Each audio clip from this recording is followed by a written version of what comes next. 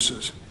Since then, numerous reports of sexual assault in athletic programs have highlighted athletes' special vulnerability to abuse. Last week in my home state of Illinois, an article published in the Chicago Tribune spotlighted a former Chicago Blackhawks coach who pled guilty to sexual contact with a high school student he was coaching. Cases like these make clear that sexual abuse of young athletes is a persistent problem that teams, leagues, athletic associations, and other institutions are failing to prevent. It shocks the conscience when those failures come from law enforcement itself, and yet that is exactly what happened in the Nassar case. For decades, while Larry Nassar worked as team doctor for a number of gymnastic organizations, he abused young athletes under the guise of medical treatment. Nassar used his trusted position to take advantage of his patients. He used the competitive nature of sports to hide in plain sight. By the time Nassar was convicted and sentenced in federal and Michigan state court, over 150 survivors had come forward to recount the impact of these horrific crimes. Today, we believe Nassar abused more than 300 athletes before he was brought to justice. As the details of Nassar's crimes emerged, there's been a consistent theme of neglect and inaction by those who are responsible for protecting the athletes. Between 2018 and 2019, a subcommittee of the Senate Commerce Committee, led by our colleagues, Senator Richard Blumenthal and Senator Jerry Moran, conducted an 18-month investigation into this case. The investigation concluded that the U.S. Olympic Committee and the USA Gymnastics knowingly concealed abuse by Nassar between the summer of 2015 and September of 2016. The Senate passed two bills aimed at addressing the failures in the Nassar case with overwhelming bipartisan support: the Protecting Young Victims from Sexual Abuse Act of 2017, sponsored by Senator Feinstein, and the Empowering Olympic, Paralympic, and Amateur Athletes Act of 2020 by Senators Moran and Blumenthal. Both extended the duty of certain adults to report suspected child abuse.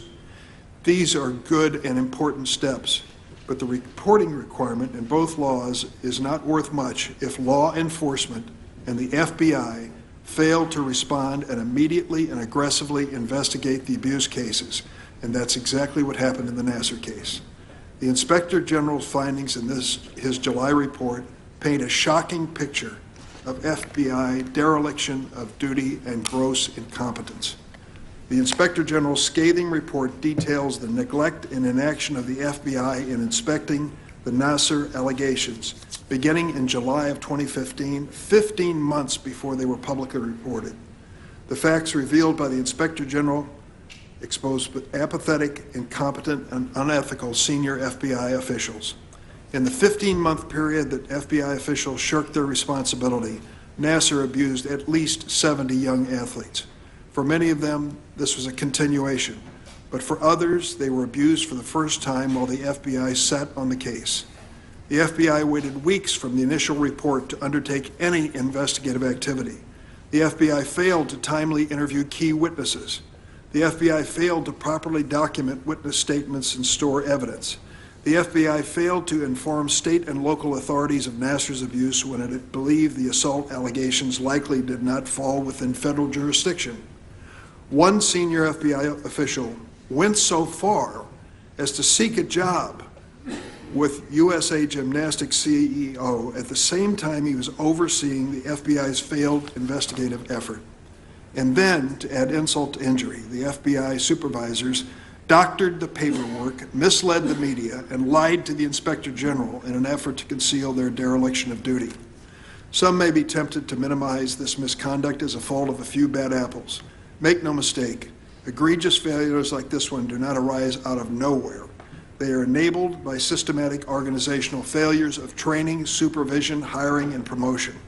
I'm committed to pursuing legislation to hold abusers accountable and provide justice to survivors. I know many of my colleagues feel exactly the same. Today, our focus is on the FBI. How did it fail so badly when it came to Larry Nassar's victims? What are FBI leaders today doing to ensure that this never happens again? Today, we are fortunate to hear from 4 outstanding witnesses who survived Larry Nassar's abuse. They and the hundreds of athletes who also suffered at the hands of Nassar deserve much better from everyone, including the FBI. We'll also hear from the Inspector General and the FBI Director, who owe these young women and this committee an explanation of what the FBI is doing to ensure that this never happens again. And I'll add that I am disappointed. We asked the Justice Department to testify about their decision not to prosecute the 2 FBI officials who made false statements to the IG. I understand it's a long-standing department policy not to comment on decisions not to prosecute, but robust oversight of the Department of Justice is a core responsibility of this committee. I'm committed to ensuring that committee members have an opportunity to question the Department of Justice about this issue at an oversight hearing in the fall. The FBI's handling of the Nassar case is a stain on the Bureau. As chairman of the Judiciary Committee, I'm committed to working to ensure that the failures of the FBI, the gross failures of the FBI in this case, will never be repeated. Now I recognize Ranking Member Grassley. Thank you, Chairman Durbin, for a very strong and appropriate statement that you just made. Thank you for holding this hearing. Thank you for involving me and others in this hearing as well. As the former chairman of this committee, I convened a hearing in 2017 on the importance of protecting young athletes against abuse. It took place before Larry Nassar, the now disgraced team doctor for the USA Gymnastics, was convicted. Our committee heard then from other gymnasts about a culture in competitive sports that made it difficult for many girls to come forward and report their sexual abuse. That hearing convinced me of the need to champion legislation on which I worked closely with Senator Feinstein, then ranking member, in 2017. Its enactment means that coaches, instructors, and others who work with young athletes now are mandatory reporters of child exploitation or abuse. Because oversight of the FBI is one of our committee's important duties, I also repeatedly pressed the FBI for more information on its handling of the Nassar investigation from 2017 to the present. FBI personnel ignored my staff's request in January 2018 for a briefing, and when I contacted the FBI by letter to restate the request, I was advised that the Inspector General was reviewing the matter. The FBI, while one of our premier law enforcement agencies, has stumbled in several ways in recent years. In a recent example, an Associated Press investigating identified half a dozen sexual misconduct allegations involving senior FBI personnel over the past 5 years, with each of the accused officials avoiding discipline. Another shocking example came to light this summer when the Inspector General completed his report on the handling of sexual abuse allegations against the former team doctor for USA Gymnastics. It was then that we learned that the FBI severely let down dozens of teenage girls, several of whom bravely came forward in 2015 to report their abuse. Children suffered needlessly because of multiple agents in multiple offices at the FBI neglected to share Nassar's allegations with their law enforcement counterparts at the state and local levels. Disturbingly, the abuse occurred at the hands of someone who was entrusted with their medical treatment and well-being. Brave survivors, now poised young women, are with us today, and we welcome you and your testimony.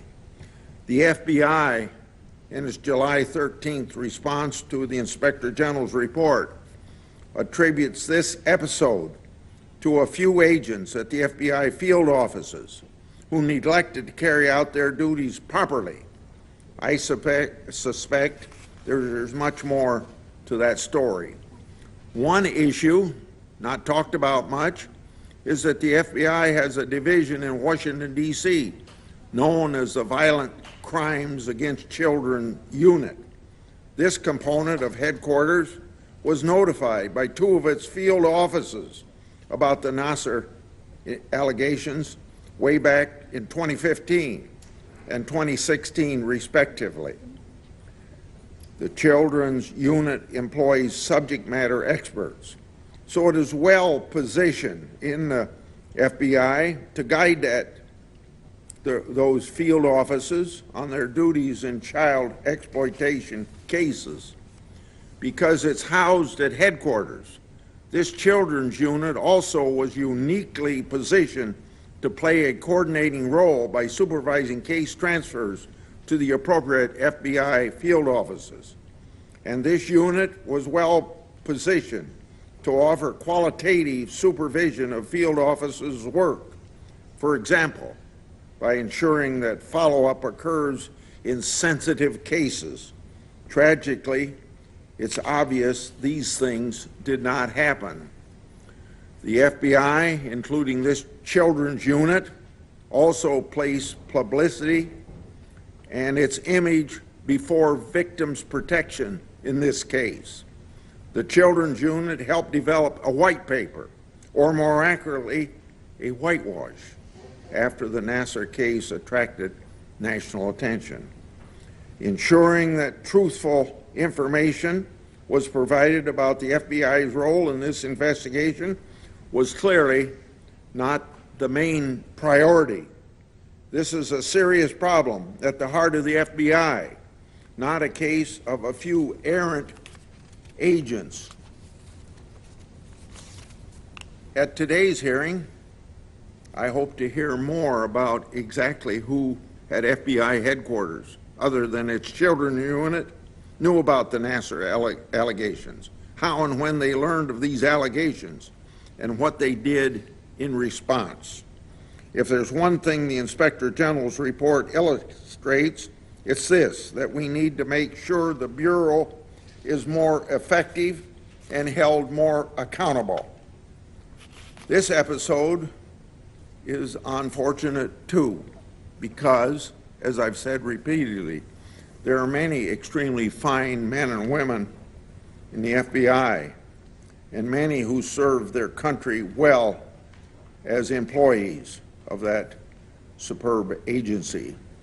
I look forward to hearing from young women who were the first to bravely come forward and share their experience of abuse. I also hope to hear from our government witnesses on how to improve the FBI's approach in child exploitation cases and how to ensure negligent agents are held accountable, just like Chairman Durbin has asked. Finally, I want to mention that I'm working on legislation to close the legislative loophole in the sex tourism statute that the Inspector General flagged in his report. This gap in the law allowed Larry Nassar to evade federal prosecution for assaulting children while traveling abroad, and that can never happen again. I look forward to working with the Inspector General, members on this committee, and making this necessary change in law. Thank you. Thank you, Senator Grassley, and we will look forward to working with you on a bipartisan basis. I now recognize Senator Dianne Feinstein of California. Thank you very much, Mr. Chairman. I welcome the opportunity to say a few words about this appalling abuse of young athletes and the failures of the FBI to protect them. It was more than 5 years ago that we heard about the horrific abuse perpetrated by Larry Nassar and began working to reform how amateur athletic organizations handle sexual abuse allegations. I have met several times with some of our witnesses, I believe 2 are here today, and other athletes who have been harmed by the conduct that we're all here today to discuss. And the strength and the courage that I have seen from these young women This is really astonishing and a role model for others. They are really the champions for sexual abuse prevention who are speaking out to ensure other young athletes don't suffer as they did. Unfortunately, their bravery in some cases has been met with a disturbing lack of action within the FBI. The findings in the Justice Department's Inspector General July report found serious problems with how the FBI conducted its investigation of Larry Nassar. The agency's failures allowed a sexual predator to continue to abuse more than 70 young women. That is inexcusable, Mr. Chairman. It should not be a survivor's burden to continually seek justice and demand an end to their nightmares. That's the job of our law enforcement agencies, and the FBI candidly must do better. Hopefully, this hearing will make that clear. Now it's our turn to take action on behalf of these women. Congress must do everything we can to protect others that come after them. Mr. Chairman, thank you for holding this hearing, and hopefully we can ensure that these failures are never repeated. Senator Feinstein, thanks for your leadership on this issue as well. Senator Cornyn. Mr. Chairman, thank you, and Chairman Ranking Member Grassley for holding this hearing and giving me a chance to say a few words here at the beginning. As these women and countless survivors before them have demonstrated, it takes tremendous courage for victims of sexual assault to come forward and tell their story. Whether it's telling a family member, a friend, or law enforcement about their abuse, there are fears that their claims will not be taken seriously, or they'll be ignored, or that the victim, will somehow be blamed.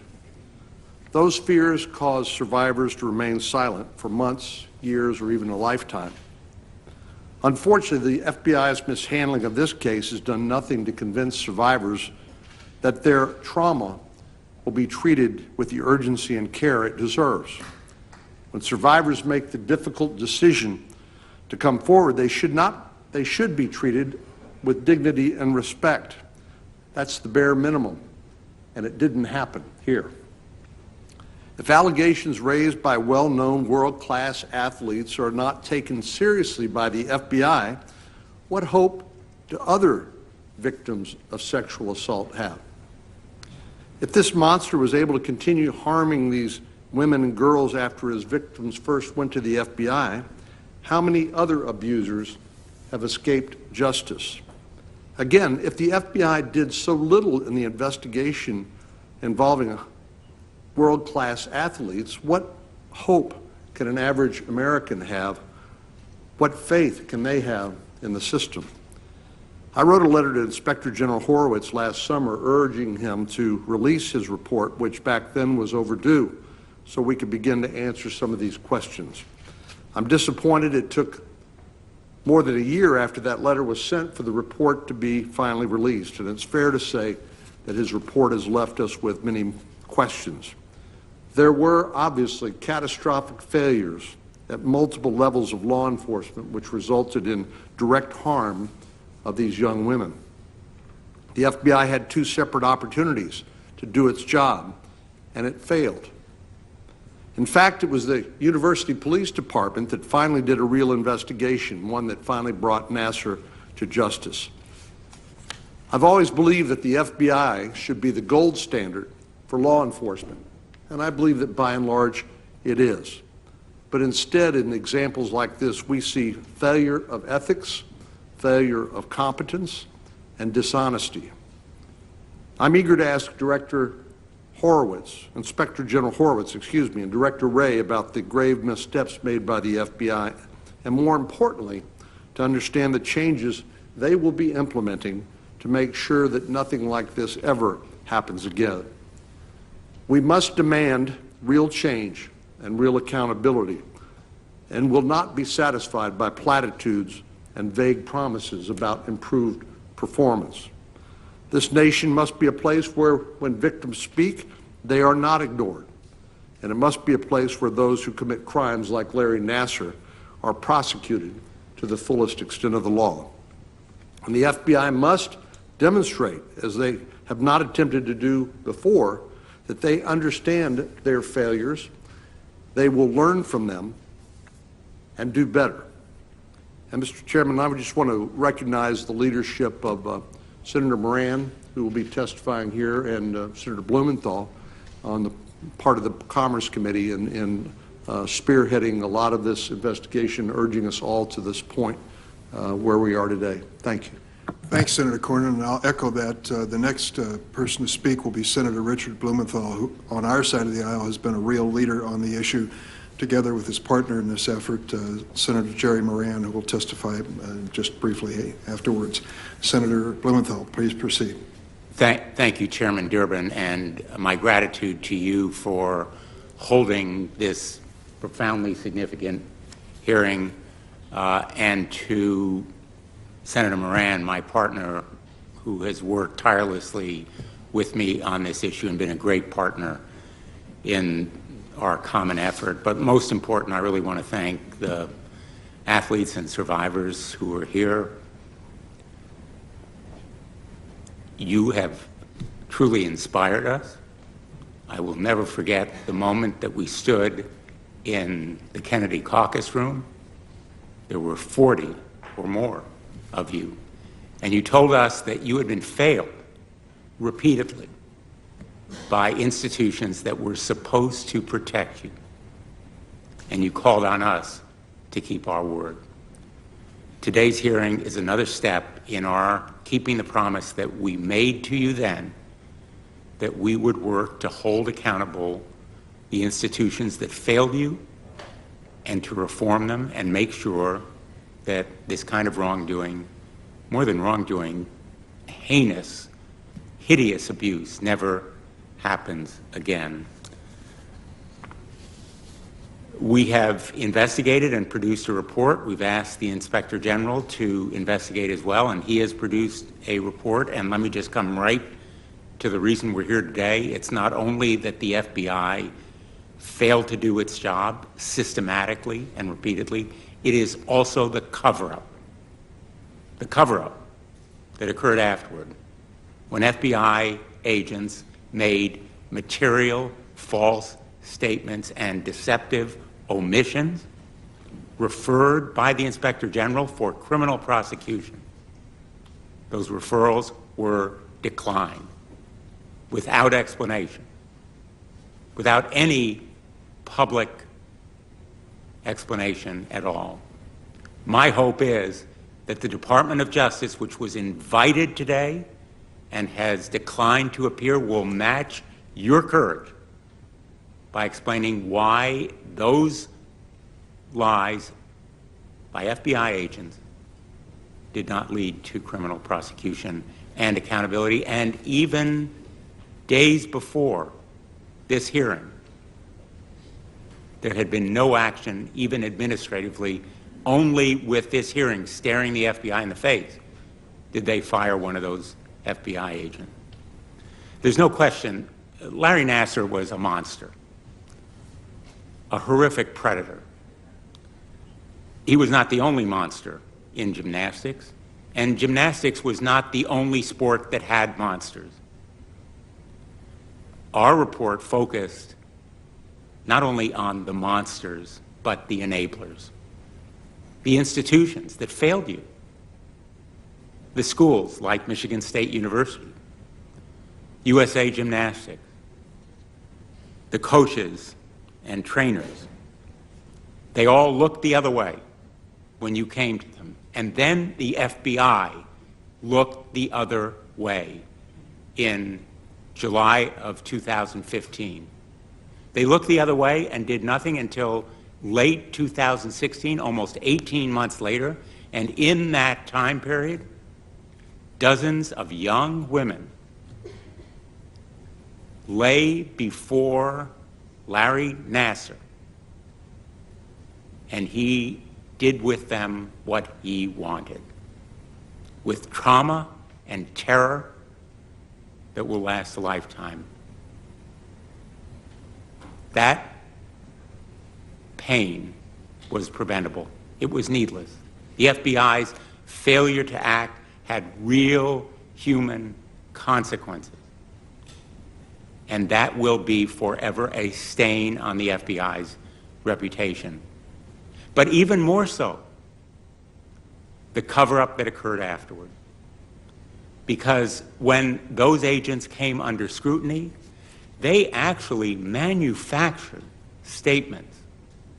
They lied about what survivors told them. The ultimate abuse of authority.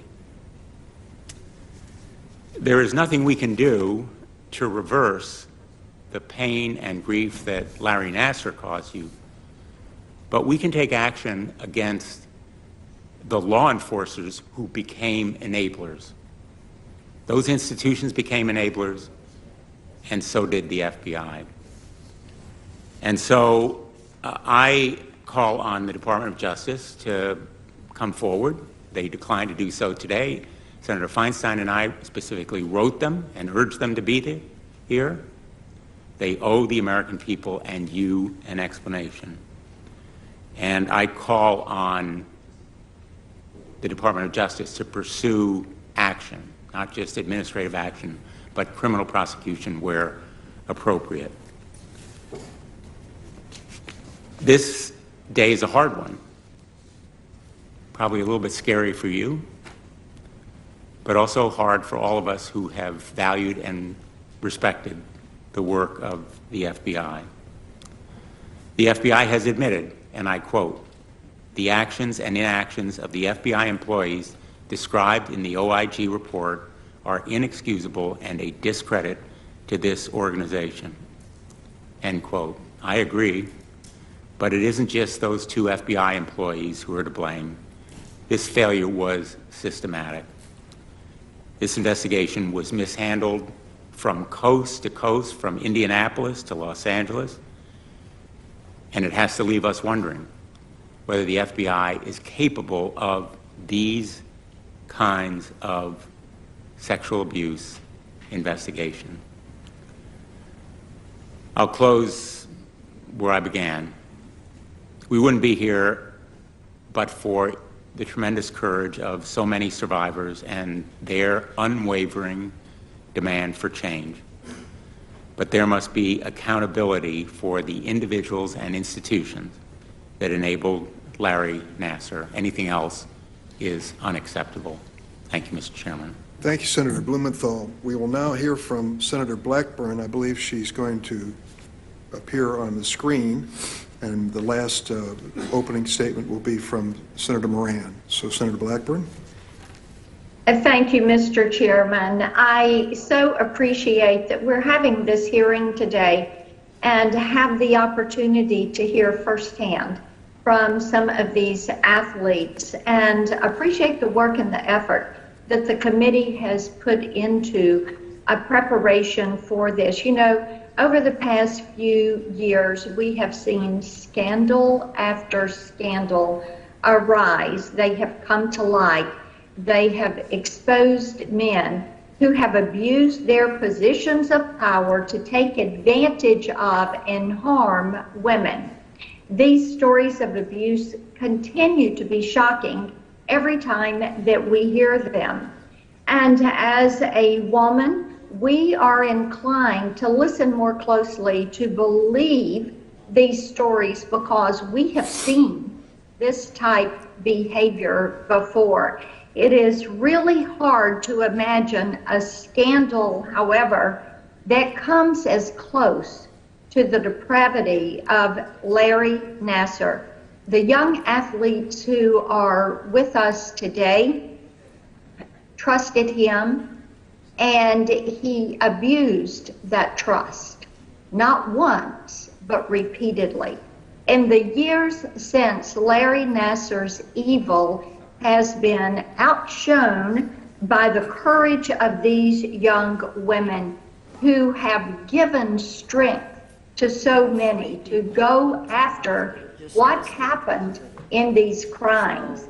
Many of these brave young women should be saluted, every one of them saluted, for the positions that they have taken to stand up, to tell their stories, and to go after justice for themselves and for fellow athletes. Now, as we have heard others of my colleagues say, it is shameful that the FBI was very slow to respond. It is shameful that the FBI, who is charged with investigating these horrific crimes and abuse, grossly failed to fulfill this duty. They sat idly by. They turned a blind eye. And Mr. Chairman, I think one of the things that we all want to hear is, why did they discount? Why did they devalue what they were hearing from these athletes? From the time this arose to them until action was taken by the university, by local police, and there was a dismissal of Larry Nassar, there were 70 more victims. And I will add, those are the victims that we know about, that have come to light. Every single person in authority who turned a blind eye to these young athletes' allegations is complicit in Nassar's crimes, and each one of them should be considered a predator. We cannot save future generations of women and girls from this kind of horrific abuse if we continue to settle for diplomatic resolutions.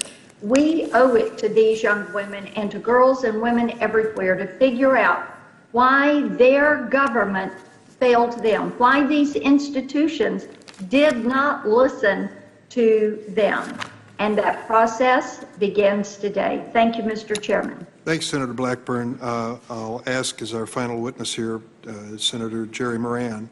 Though he's not a member of this committee, he's been a real leader with Senator Blumenthal in oversight and legislation in response to this issue. Senator Moran. Chairman Durbin and Ranking Member Grassley, thank you for holding this hearing, most importantly, and thank you also for inviting me to speak before the committee today. I am grateful for your interest in this topic. I'd like to thank the survivors who will once again tell their stories. I express my respect for them today. Michaela Maroney, Maggie Nichols, Simone Biles, Allie Raisman, as well as all the survivors who are also, other survivors who are also joining us today, Jessica Howard, Jamie Dancer, Kaylee Lorenz. On January the 25th, 2018, as chairman of the Senate Commerce Subcommittee with jurisdiction over the health and safety of amateur athletes, Senator Blumenthal, my ranking member, and I opened an investigation into how USA Gymnastics, the U.S. Olympic and Paralympic Committee, and Michigan State University allowed a monster to assault and abuse young women for decades. Early in our meeting with the survivors, one of them asked the question, and it has stuck with me since then. Since the very beginning of our investigation 3.5 years ago, and the question was, why was there more than one of us?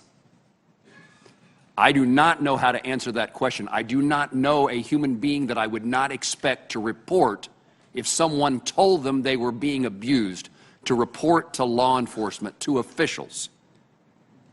And yet, time and time again, no one accepted that responsibility for these young women. Why was there more than one? And most recently, we learned even the Federal Bureau of Investigation belongs on the list of those who failed in their responsibility, allowing for there to be more than one, more than dozens.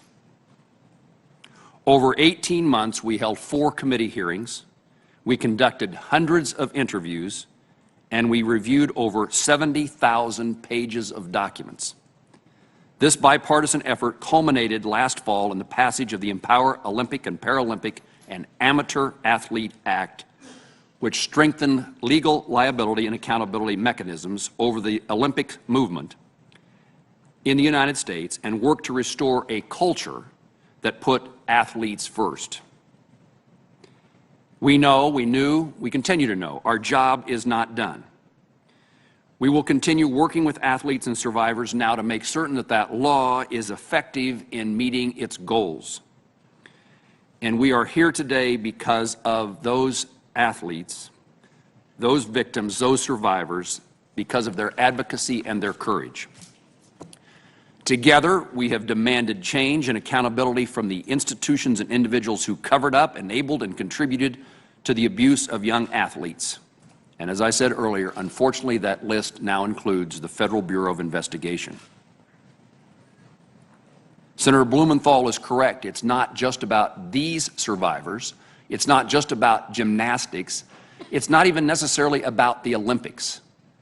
This challenge is pervasive in our country, in our society, in our culture, and the Chairman Durbin, indicated today an instance in his home state.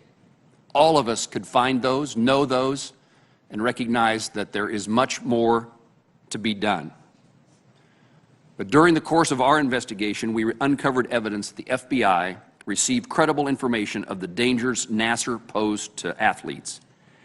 Yet, the FBI did not appear to take any additional actions. Furthermore, we learned that while the agents in Indianapolis claimed to have sent information they gathered to the appropriate offices in Michigan, it wasn't until evidence collected by local authorities that evidence was turned over to the FBI in Lansing, Michigan, and that officials in Michigan then learned of Nassar's abuse. Subsequently, the OIG report in July confirmed this misconduct. The OIG report confirmed our suspicions. The FBI received explicit warnings about Larry Nassar's horrific abuse from a survivor years before the perpetrator was finally arrested. The FBI failed to protect our athletes. This inaction is appalling and, as we've all said, unacceptable. I remain committed to working with this committee, the Judiciary Committee, my colleagues in the Senate, and the survivors here today to protect and empower all athletes. As the ranking member of the Appropriations Subcommittee that oversees the Department of Justice, I will work to be certain the FBI agents are held accountable for their actions, that it is never repeated. I look forward to working with you, Mr. Chairman, Mr. Ranking Member, in that regard, and I know Senator Sheen, the now chairperson of our Appropriations Subcommittee, would join us in that effort. Our goal should remain the same, to hold accountable those for these crimes and to make certain future generations can train, can compete, and can succeed without fear of abuse. I appreciate Inspector Horowitz and his report, his thoroughness. I thank Senator Blumenthal for his partnership in our subcommittees, 3.5 and now continuing efforts. And I particularly thank the Senate Judiciary Committee for allowing me to speak today. This is something we must not forget, and all of us need to be able to answer why was there more than one. Mr. Chairman, thank you. Thanks, Senator Moran, for your testimony and good work on this issue.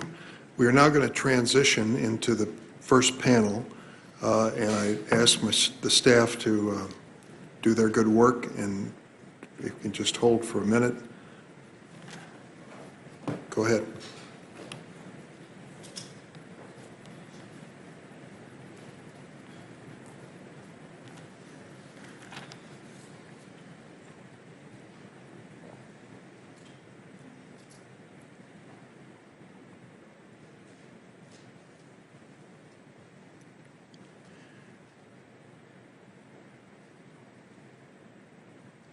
We'll now turn to our panel of witnesses, and I invite them to come forward and be seated. Though they probably need no introduction, they're so well known across this nation, I do want to say a few words about some amazing young women who've come to speak to us today. Our first panel has 4 witnesses who are members and former members of USA Gymnastics. They are Olympians, and national and international gymnastic champions, and each of them is also a survivor. In alphabetical order, our first witness, Simone Biles, one of the greatest gymnasts of all time. She is the first woman to capture 5 all-around world championship titles and the most decorated gymnast, male or female, in world championships history, 25 medals overall. She is a 7-time Olympic medalist. Her extraordinary accomplishments have received widespread recognition, including 2 Associated Press Female Athlete of the Year awards. Michaela Maroney was a member of the American women's gymnastics team dubbed the Fierce Five at the 2012 Summer Olympics. She won a gold medal in team competition and an individual silver medal in the vault. She was also a member of the American team at the 2011 World Championships, where she won gold medals in the team and vault competitions, and the 2013 World Championships, where she defended her vault title. And we frequently see her on TV jumping on a roof. Our next witness, Maggie Nichols, led the University of Oklahoma women's gymnastics team to team national championships in 2017 and 2019, also winning 6 individual titles. She represented the United States at the 2015 World Championships, where she won a gold medal in team competition and a bronze medal on floor exercise. She also holds several USA Gymnastics National Championship medals. Finally, Raisman, one of the most accomplished American gymnasts of all time, 2-time Olympian, team captain of the 2012 and 2016 women's gymnastics team, captured 6 Olympic and 4 World Championship medals, including an individual silver medal in the 2016 Olympic all-around and gold medals in team competition in 2012 and 2016. A leader on and off the floor, Raisman uses her platform to advocate for abuse prevention and education. I thank you each for being here. Let me lay out the mechanics of the rest of this hearing. After we swear in the witnesses on the first panel, which is the tradition of this committee, each witness will have 5 minutes to provide their opening statements. There will then be 1 round of questions, and this is extraordinary procedure. Each senator will have 1 minute of questioning, so please honor your allotted time to ask a question. Following that, we will switch to our second panel. We'll once again have 5-minute opening statements from the witnesses. After opening statements, we'll have another round of question.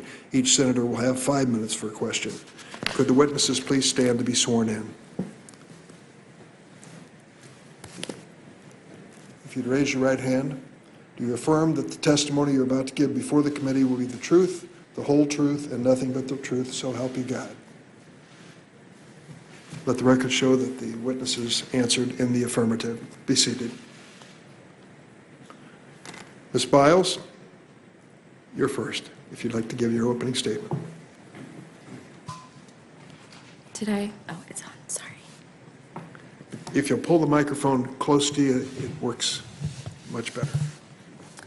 Thank you for the opportunity to share my story with this committee and for bringing light to the crisis of abuse in amateur sports. Your commitment to ensuring the safety of gymnasts and all amateur athletes is appreciated, important, and necessary to ensure nothing like this ever happens again.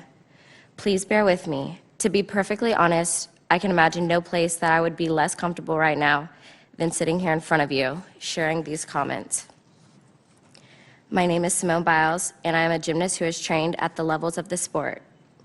As an elite gymnast, I have had the honor to represent the United States of America in multiple international competitions, including World Championships and the Olympic Games. Over the course of my gymnastics career, I have won 25 World Championship medals and 7 Olympic medals for Team USA. That record means so much to me, and I am proud of my representation of this nation through gymnastics. I am also a survivor of sexual abuse, and I believe without a doubt that the circumstances that led to my abuse and allowed it to continue are directly the result of the fact that the organizations created by Congress to oversee and protect me as an athlete, USA Gymnastics and the United States Olympic and Paralympic Committee failed to do their jobs. Nelson Mandela once said, there can be no keener revelation of a society's soul than the way in which it treats its children. It is the power of that statement that compels and empowers me to be here in front of you today. I don't want another young gymnast, Olympic athlete, or any individual to experience the horror that I and hundreds of others have endured before, during, and continuing to this day in the wake of the Larry Nassar abuse. To be clear, Take your time. To be clear, I blame Larry Nassar, and I also blame an entire system that enabled and perpetrated his abuse. USA Gymnastics and the United States Olympic and Paralympic Committee knew that I was abused by their official team doctor long before I was ever made aware of their knowledge. In May of 2015, Rhonda Fayen, the former head of USA Gymnastics women's program, was told by my friend and teammate, Maggie Nichols, that she suspected I, too, was a victim.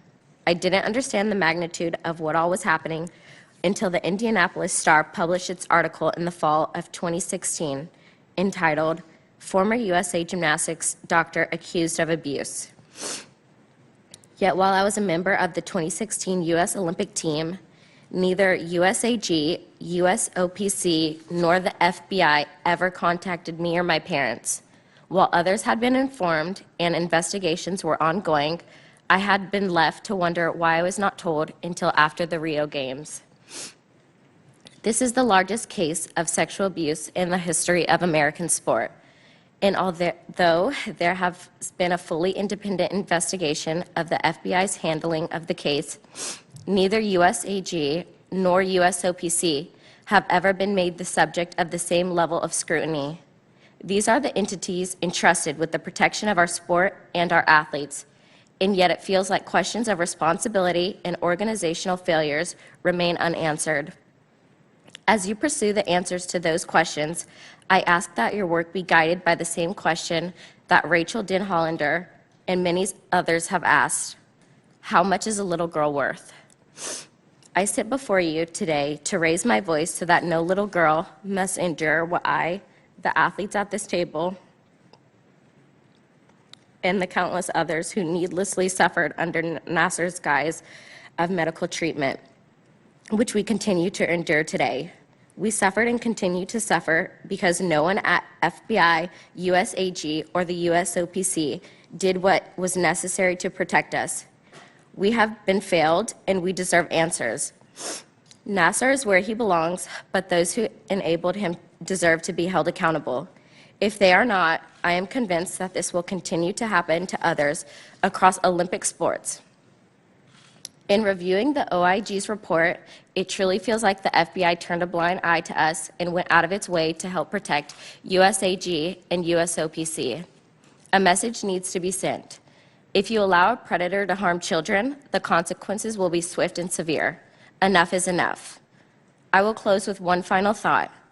The scars of this horrific abuse continue to live with all of us. As the lone competitor in the recent Tokyo Games who is a survivor of this horror, I can assure you that the impacts of this man's abuse are not ever over or forgotten. The announcement in the spring of 2020 that the Tokyo Games were to be postponed for a year meant that I would be going to the gym, to training, to therapy, living daily among the reminders of this story for another 365 days. As I have stated in the past, one thing that helped me push each and every day was the goal of not allowing this crisis to be ignored. I worked incredibly hard to make sure that my presence could maintain a connection between the failures and the competition at Tokyo 2020. That has proven to be an exceptionally difficult burden for me to carry, particularly when required to travel to Tokyo without the support of any of my family. I am a strong individual and I will persevere, but I never should have been left alone to suffer the abuse of Larry Nassar. And the only reason I did was because of the failures that lie at the heart of the abuse that you are now asked to investigate. Again, I appreciate the opportunity to share my thoughts with this committee today. I want to sincerely thank each of you for joining the survivors of this abuse to do what we all can to prevent anything like this from ever happening again. Thank you. Thank you, Ms. Biles. Ms. Maroney? You have to push the button on your microphone. Slide. Are we on? There we All go. right. Good morning. Thank you, Chairman Durbin, Ranking Member Grassley, and members of the Judiciary Committee for inviting me to speak today. As most of you are probably aware, I was molested by the U.S. Gymnastics national team and Olympic team doctor, Larry Nassar. And in actuality, he turned out to be more of a pedophile than he was a doctor. What I'm trying to bring to your attention today is something incredibly disturbing and illegal. After telling my entire story of abuse to the FBI in the summer of 2015, not only did the FBI not report my abuse, but when they eventually documented my report 17 months later, they made entirely false claims about what I said. After reading the Office of Inspector General's OIG report, I was shocked and deeply disappointed at this narrative they chose to fabricate. They chose to lie about what I said and protect a serial child molester rather than protect not only me, but countless others. My story is one in which Special Agent in Charge Jay Abbott and his subordinates did not want you to hear, and it's time that I tell you. In the summer of 2015, like I said, I was scheduled to speak to the FBI about my abuse with Larry Nassar over the phone. I was too sick to go meet with anyone in person, and talking about this abuse would give me PTSD for days. But I chose to speak about it to try and make a difference and protect others. I remember sitting on my bedroom floor for nearly 3 hours as I told them what happened to me. I hadn't even told my own mother about these facts, but I thought, as uncomfortable and as hard as it was to tell my story, I was going to make a difference, and hopefully protecting others from the same abuse. I answered all of their questions honestly and clearly, and I disclosed all of my molestations I had endured by Nassar to them in extreme detail. They told me to start from the beginning. I told them about the sport of gymnastics, how you make the national team, and how I came to meet Larry Nassar when I was 13 at a Texas camp. I told them that the first thing Larry Nassar ever said to me was to change into shorts with no underwear because that would make it easier for him to work on me. And within minutes, he had his fingers in my vagina. The FBI then immediately asked, "Did he insert his fingers into your rectum?" I said, "No, he never did." They asked if he used gloves. I said, "No, he never did." They asked if this treatment ever helped me. I said, "No, it never did." This treatment was 100% abuse and never gave me any relief. I then told the FBI about Tokyo, the day he gave me a sleeping pill for the plane ride, to then work on me later that night. That evening, I was naked, completely alone, with him on top of me, molesting me for hours. I told them I thought I was going to die that night because there was no way that he would let me go. But he did. I told them I walked the halls of Tokyo Hotel at 2 a.m. at only 15 years old. I began crying at the memory over the phone, and there was just dead silence. I was so shocked at the agent's silence and disregard for my trauma. After that minute of silence, he asked, "Is that all?" Those words in itself was one of the worst moments of this entire process for me. To have my abuse be minimized and disregarded by the people who were supposed to protect me, just to feel like my abuse was not enough. But the truth is, my abuse was enough, and they wanted to cover it up.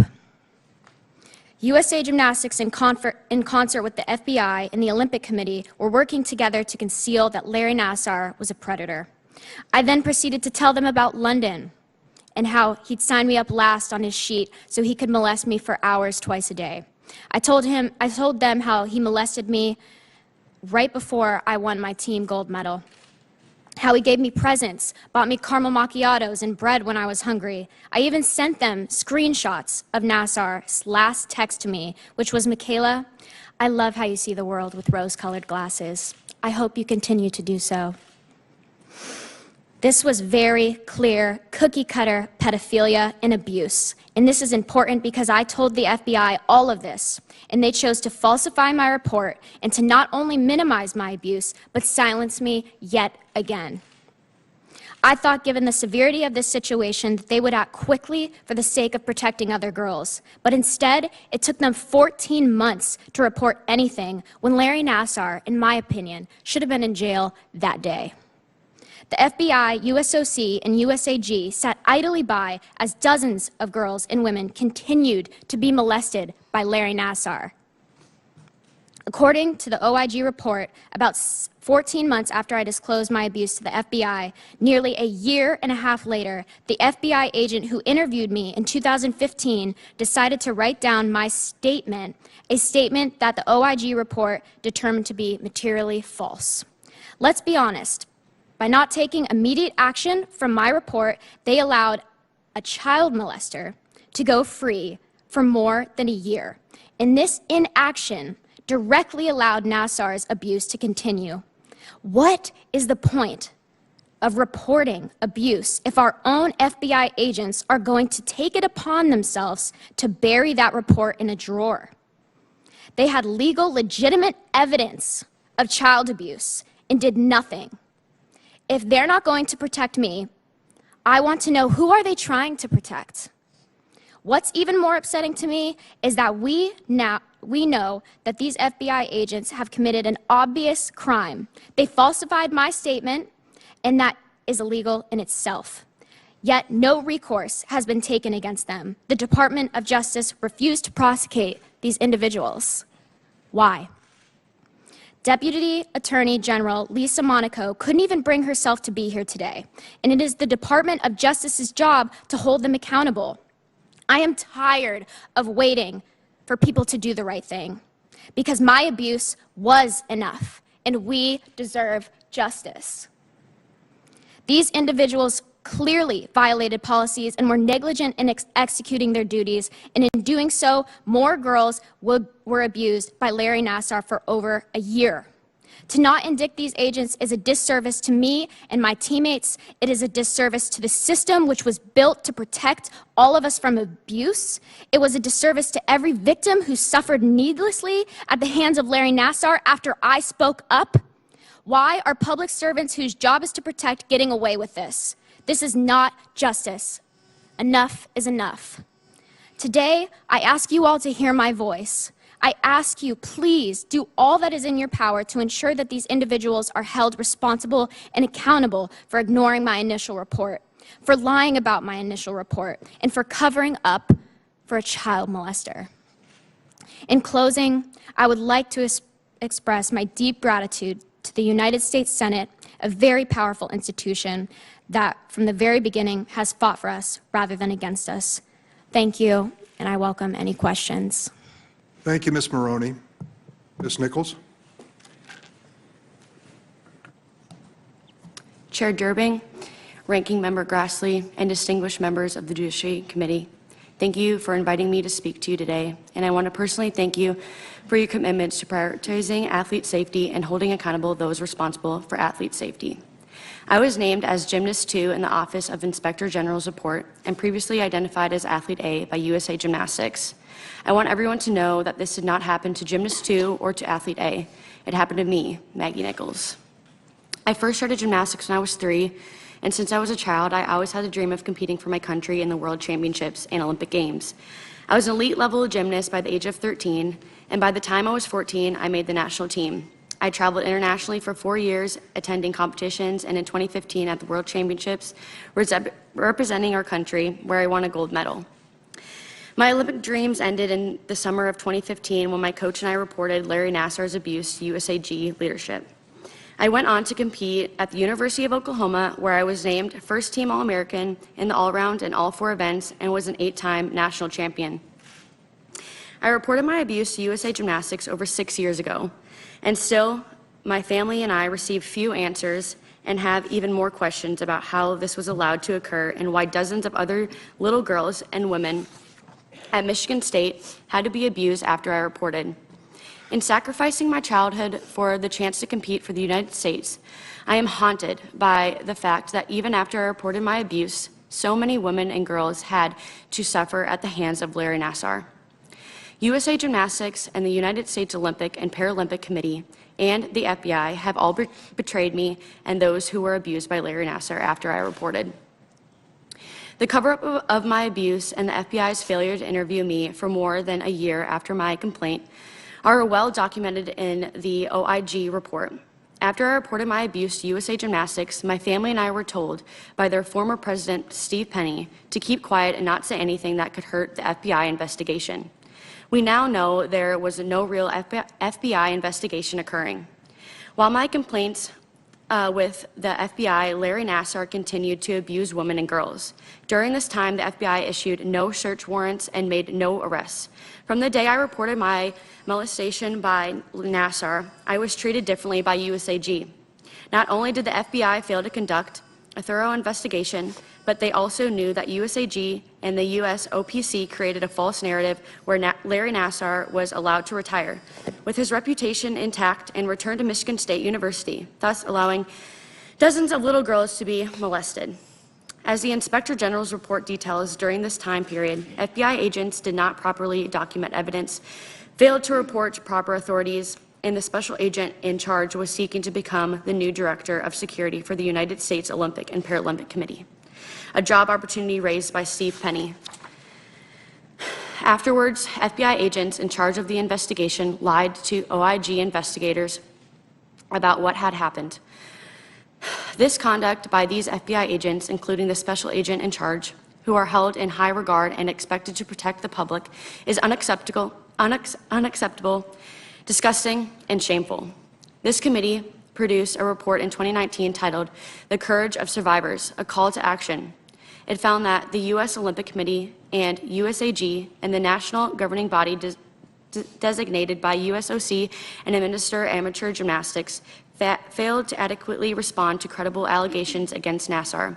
Similarly, the OIG report found that senior FBI officials lied to the Inspector General, engaged in serious conflicts of interest, and tried to cover up one of the biggest child sexual abuse scandals in the history of amateur sports.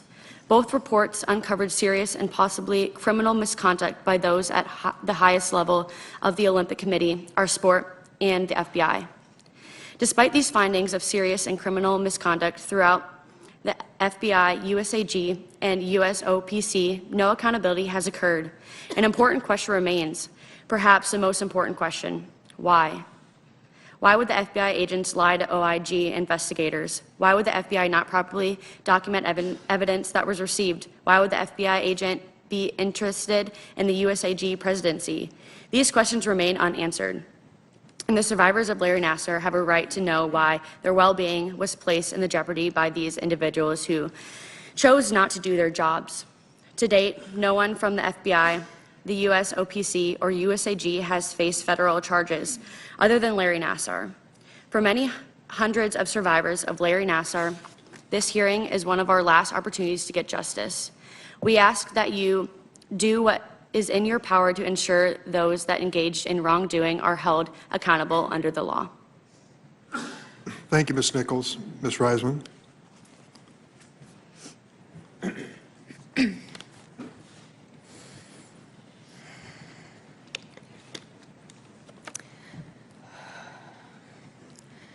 I want to begin by thanking the Judiciary Committee, including Chairman Durbin and Ranking Member Grassley, for their commitment to seeking the truth for the hundreds, if not thousands, who were systematically abused by Larry Nassar, and for this committee's diligence to demand accountability regarding federal law enforcement's misconduct.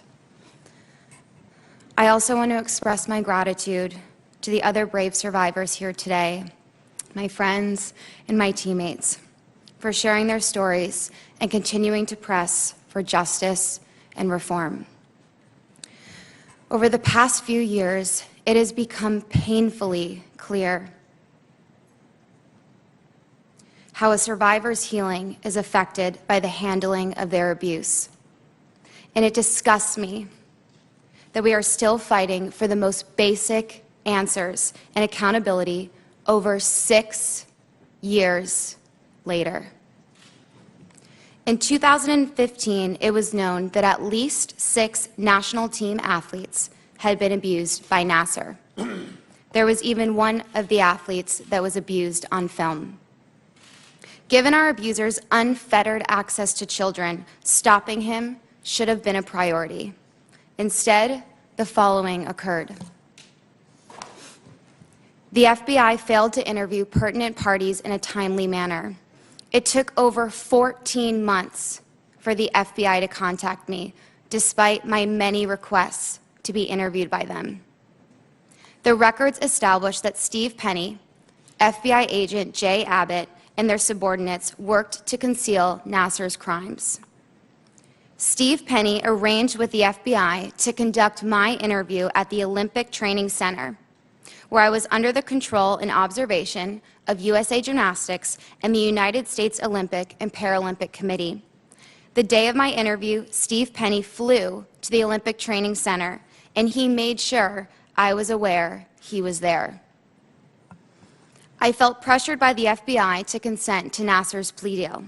The agent diminished the significance of my abuse and made me feel my criminal case wasn't worth pursuing. Special agent in charge of investigating Nassar met Steve Penny for beers to discuss job opportunities in the Olympic movement.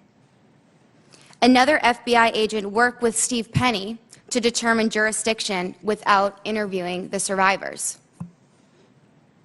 I've watched multiple high-ranking officials at USAG, USOPC, and FBI resign or retire without explanation of how they may have contributed to the problem, some of whom were publicly thanked for their service and rewarded with severance or bonus money. My reports of abuse were not only buried by USAG, USOPC, but they were also mishandled by federal law enforcement officers who failed to follow their most basic duties. The FBI and others within both USAG and USOPC knew that Nassar molested children and did nothing to restrict his access. Steve Penny and any USAG employee could have walked a few steps to file a report with the Indiana Child Protective Services since they shared the same building. Instead, they quietly allowed Nassar to slip out the side door, knowingly allowing him to continue his work at MSU, Sparrow Hospital, a USAG club, and even run for school board. Nassar found more than 100 new victims to molest. It was like serving innocent children up to a pedophile on a silver platter. Why did none of these organizations warn anyone? USAG and USOPC have a long history of enabling abuse by turning a blind eye. Both organizations knew of Nassar's abuse long before it became public, although you wouldn't know that by reading their press releases, which would have you and their corporate sponsors believe that athlete safety comes first. We have called for a fully independent, factual investigation for years now, because I and these women who sit before you know firsthand these organizations and their public statements are not to be trusted. They claim they want accountability, but then seek to restrict which staff can be interviewed, which documents can be examined, and claim attorney-client privilege over and over again. The so-called investigations these organizations orchestrated were not designed to provide the answers we so critically need. Why are we left to guess why USAG and USOPC deliberately ignored reported abuse? Was it to protect the value of the sponsorships? The LA 28 bid? Their own jobs? To avoid criminal liability? Perhaps. But why must we speculate when the facts are obtainable and the stakes are so high? Why would duly sworn federal law enforcement officers ignore reports of abuse by a doctor across state lines and country borders for a future job opportunity? Or were there additional incentives and pressures? Why must we speculate when the facts are obtainable and the stakes are so high. Just as it is naive to assume the problem only rests with Nassar, it is unrealistic to think we can grasp the full extent of culpability without understanding how and why USAG and USOPC chose to ignore abuse for decades, and why the interplay among these three organizations led the FBI to willingly disregard our reports of abuse. Without knowing who knew what when, we cannot identify all enablers or determine whether they are still in positions of power. We just can't fix a problem we don't understand. And we can't understand the problem unless and until we have all of the facts. If we don't do all we can to get these facts, the problems we are here to address will persist, and we are deluding ourselves if we think other children can be spared the institutionalized tolerance and normalization of abuse that I and so many others had to endure.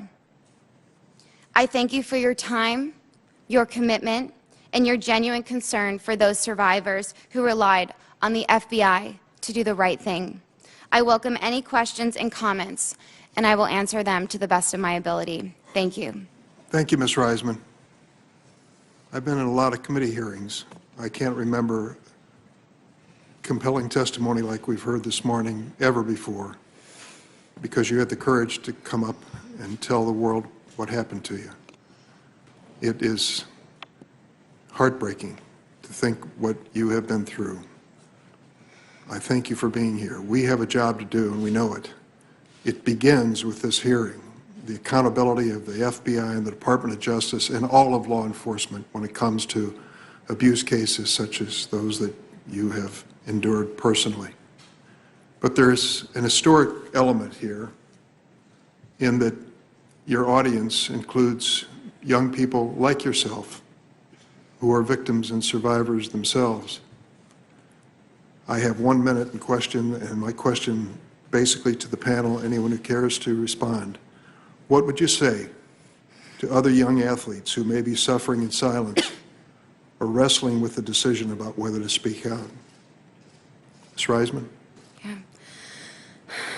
Yeah. The first thing that I would want to say to anybody that's watching this that's suffering in silence or has been through something really traumatic is that I support them, I believe them, and just be patient with yourself, be kind to yourself, know that I'm struggling too. I'm still navigating how to heal from this. And healing is a roller coaster. There are some days I feel better, some days I feel like I'm taking a bunch of steps backwards, and that's okay. We're all human, we're all doing the best that we can. But I would encourage whoever is out there that's listening to tell someone whenever they feel comfortable. And it's so important to have a good support system and a community around you. And if you're someone out there that doesn't have a good support system, that's okay.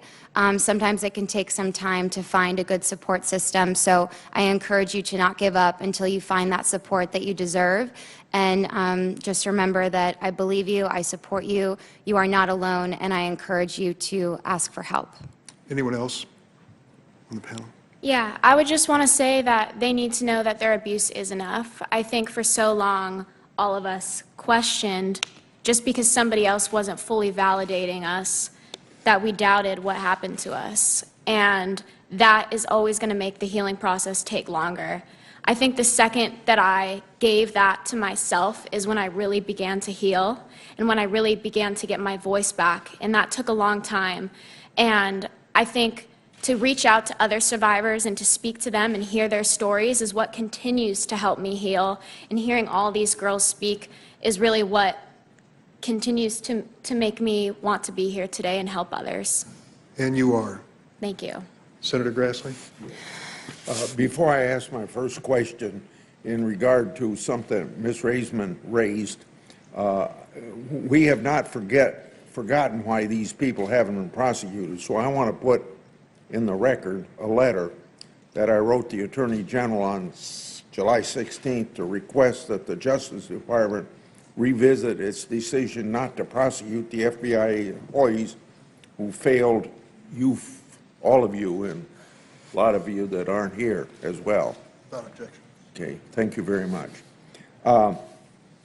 First of all, it's not enough just to commend you for your bravery of speaking out, but by your speaking out, you're helping not only young women, but wherever there might be the abuse that you talk about.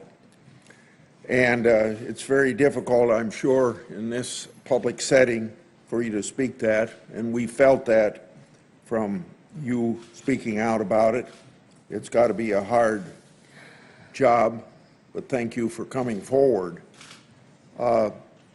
So I'm going to ask questions of any one of you or all of you. You decide how you want to respond to this, but I hope at least one person would speak up. What can you tell Congress and the government witnesses testifying here today about the additional steps, if any, that we should take to ensure that we better protect child athletes? And we heard from all of you about the agents and the FBI not doing its job or even lying to us.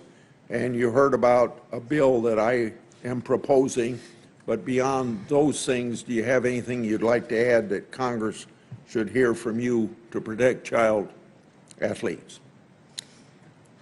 I think it's really important to look at the connection between the FBI, USA Gymnastics, and the United States Olympic and Paralympic Committee. And we cannot believe that there's a safer future for children unless we fully understand every single thing that happened. And USA Gymnastics does say that they've done investigations, but those were not completely independent, and the scope of the investigation matters. Nobody should be off limits. Nothing should be off limits. It should go back decades, and that has not been done, and it's been something that we've been asking for years and years. And so I personally would like to see all three organizations completely investigated, and the scope of it matters, because until we know all the facts, it's just guesswork. And I hope you guys feel the same way about, as I do, that if we're thinking about children going into gymnastics or sports, I don't want to be guessing that they're going to be okay. I want to know with 100% certainty that somebody that looked the other way for us isn't still in a position of power. And so I think the investigation is crucial, and until that, I don't have any faith that things will get better in the sport. Okay, if no one else wants to go beyond that, I'll go to my last question. I hope this isn't something so sensitive you don't feel you can talk about it, but do you have any thoughts or inputs to share about Safe Sport, the national nonprofit entity that has been tasked by Congress with handling allegations from amateur athletes? Yeah, I personally think Safe Sport is, I'm trying to be respectful here. I don't like Safe Sport. I hear from many survivors that they report their abuse, and it's like playing hot potato where someone else kicks it over to somebody else and they don't hear back for a really long time. I think a really big issue is that Safe Sport is funded by USA Gymnastics or the United States Olympic Committee. I'm not sure exactly what the correct terminology is, but if you're Safe Sport and you are funded by the organization you're investigating, they're likely not going to do the right thing. And so I think that it needs to be completely separate.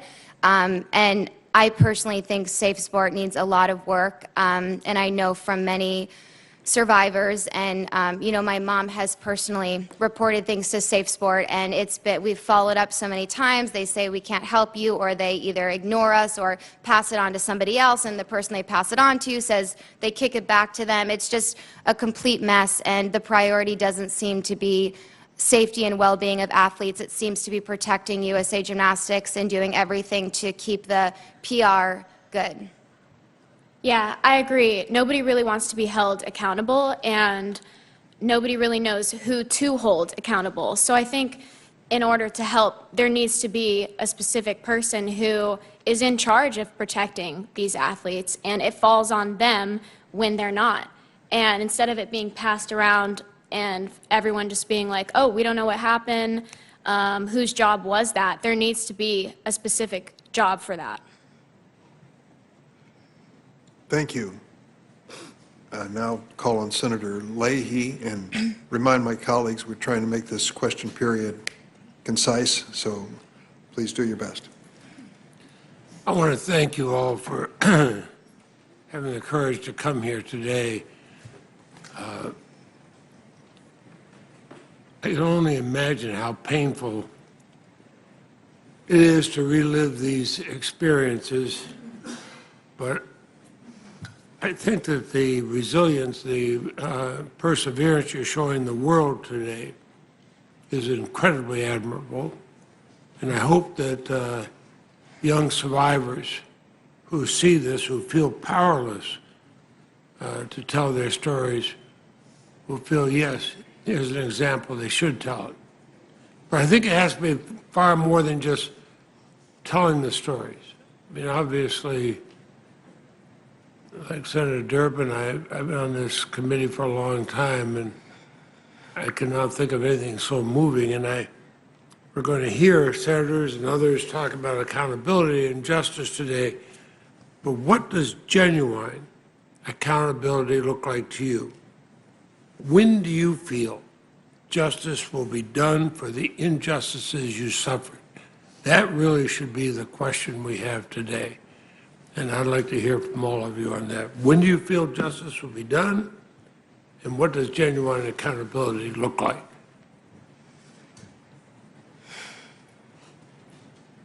You want to try that one? Yeah, sure. Well, first, going back to, I probably sound like a broken record, but I'm going to try. Hopefully today will be the one that this time I say it, it actually happens. But for me, accountability looks like, first of all, I think that obviously this should have never happened.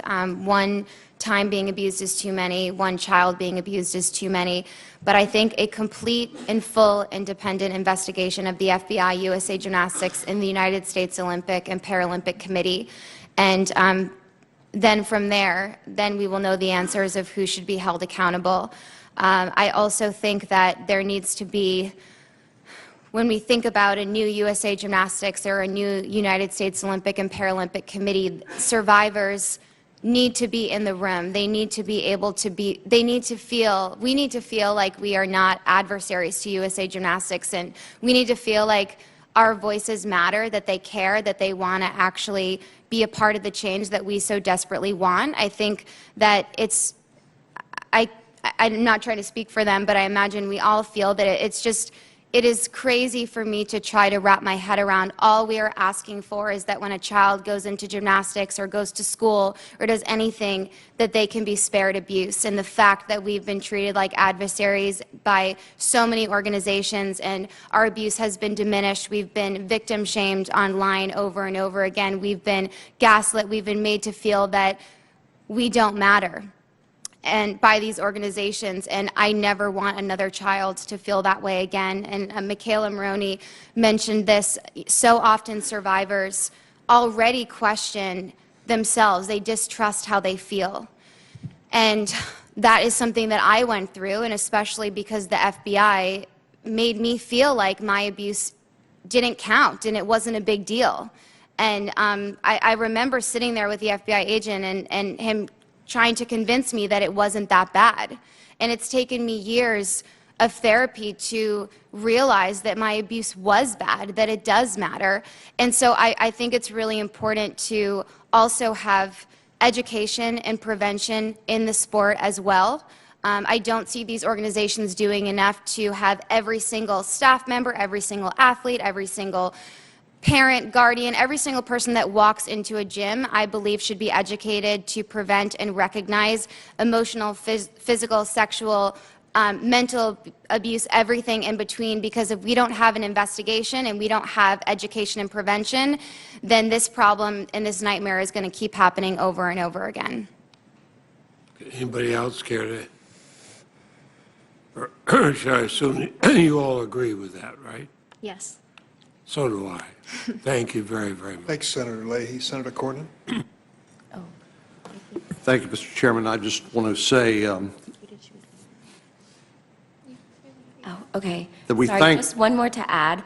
We also want to see Excuse me. them at least be federally prosecuted to the fullest extent because they need to be held accountable. Thank you. As a former prosecutor, I agree with that. Thank you. Senator Cornyn? Thank you, Mr. Chairman. I too want to thank these 4 survivors who are joining us today, and I want to tell you how much I respect and admire your courage and for sounding the alarm on a system that has abused and neglected you, but was supposed to protect you. Your stories are difficult for you to tell, I know, and but it's extraordinarily important for us to hear it, as hard as it is for you and for us to hear. Because I believe that your courage will inspire a generation of women to speak out against those who've abused them. And I want you to know, we all want you to know, we're very proud of your courage and the example that you set for other young women. And I sincerely hope that your courage in speaking out will be a step toward righting the wrongs that have led to these injustices, so we can ensure that these mistakes will never, ever be repeated. So thank you for shining a light on this issue and for advocating for victims across the country. As you know, you are not alone. Because too often, those allegations are downplayed, slow-walked, or ignored. So now our job is to make sure that your sacrifices, your trauma, and your nightmare have not been in vain. Thank you. Thanks, Senator Cornyn. Senator Feinstein? Thank you, Mr. Chairman. And for me, this was a deja vu. I listened to these young women. I saw their courage. I saw their willingness to step forward. And I'm hopeful that we'll be able to take some action. I would like to present a letter that's sent to the Chief Executive Officer of the United States Center for Safe Sport, which has 8 specific things. This is on behalf of Senator Murray and myself. So if I may put that in. Without objection. And I really hope that no one ever goes through the horrors that you have experienced. And I hope that when, and I believe we will take action, that this is enough for you to put this behind you in your life, and that you could lead a life that it's just as full and happy as is possible, and that we do our job and see that we prevent this from ever happening again. So I just want to thank you so much. I've had the occasion to sit down with you, at least 2 of you, around my conference table and see the tears. And those days are now behind. And I'm convinced that this Senate will act. And I thank you so much because you have played a big role, if and when we do, in making it happen. Thanks, Mr. Thanks, Senator Feinstein. Senator Cruz? Thank you, Mr. Chairman. I want to thank each of you for being here. Being here this morning was not easy. Each of you inspire millions across the globe. Millions look to your athletic achievements. You have all stood on the biggest stages in the world and done extraordinary things, things that take your breath away, that amaze children and adults. And you were able to do that through tens of thousands of hours of incredible hard work. And yet that work pales compared to the courage it took to come here today and to tell your story publicly. You could have stayed silent. You could have avoided the scrutiny the pain, and I will say watching you testify this morning, you could see the pain in each of you sharing that story. But that courage that you've demonstrated by going public, by reporting this abuse, by shining a light, that courage matters, and it's making a difference in the lives of others. The system failed you. What happened to you was grotesque, it was criminal, it was abusive, it was evil. I'm the father of two little girls who are both athletes, not at the level of each of you, but what you experience is every parent's nightmare. That when you entrust your child to coaches or doctors or trainers, you're trusting that your kids will be taken care of, not that they will be abused and targeted. And so I want to thank you. I want to thank you for calling out the abuse, calling out the system that failed you, and that system needs to change. That system needs to be held accountable so that this doesn't happen again. I want to thank you for the kids that won't face abuse because of your courage, and each of you, Allie, Maggie, Michaela, Simone, and I'll say, Simone, you're a Texan and a Houstonian. The entire state of Texas is immensely proud of you and proud of all of you. And I got to say, right now at home, there's a little girl or a little boy who's watching this, who may be facing their own personal hell, may be facing abuse, whether in sports, in some other context, a monster who is doing unspeakable things to them. And that little girl, that little boy, I hope, sees your courage and realizes that she can come forward and say something too, that he can call out the person who's hurting them. So thank you for your courage. It makes an enormous difference. Thanks, Senator Cruz. Senator Whitehouse. Thank you, Chairman Durbin. I want to first thank our colleague, Senator Blumenthal, who has been so persistent in this for so long, and thank you and the ranking member, Senator Grassley, for holding this hearing. I want to compliment all of our witnesses for the stunning clarity and grace of your testimony here. Your quest for accountability is 100% justified, and thank you for pursuing it. We will endeavor to help you in that pursuit. It is astonishing and disturbing how many adults let you down and failed at one of the most basic responsibilities of adulthood, which is to look out for children, take care of them, behave properly, and hear and trust them. So I guess on behalf of adults everywhere, we owe you an apology. But what you've done today is impressive, and it will make a difference, and I'm grateful to you for stepping up the way you have. Thanks, Senator Whitehouse. Senator Hawley is on via WebEx, and you'll see him on the screen momentarily. I hope. Senator Hawley.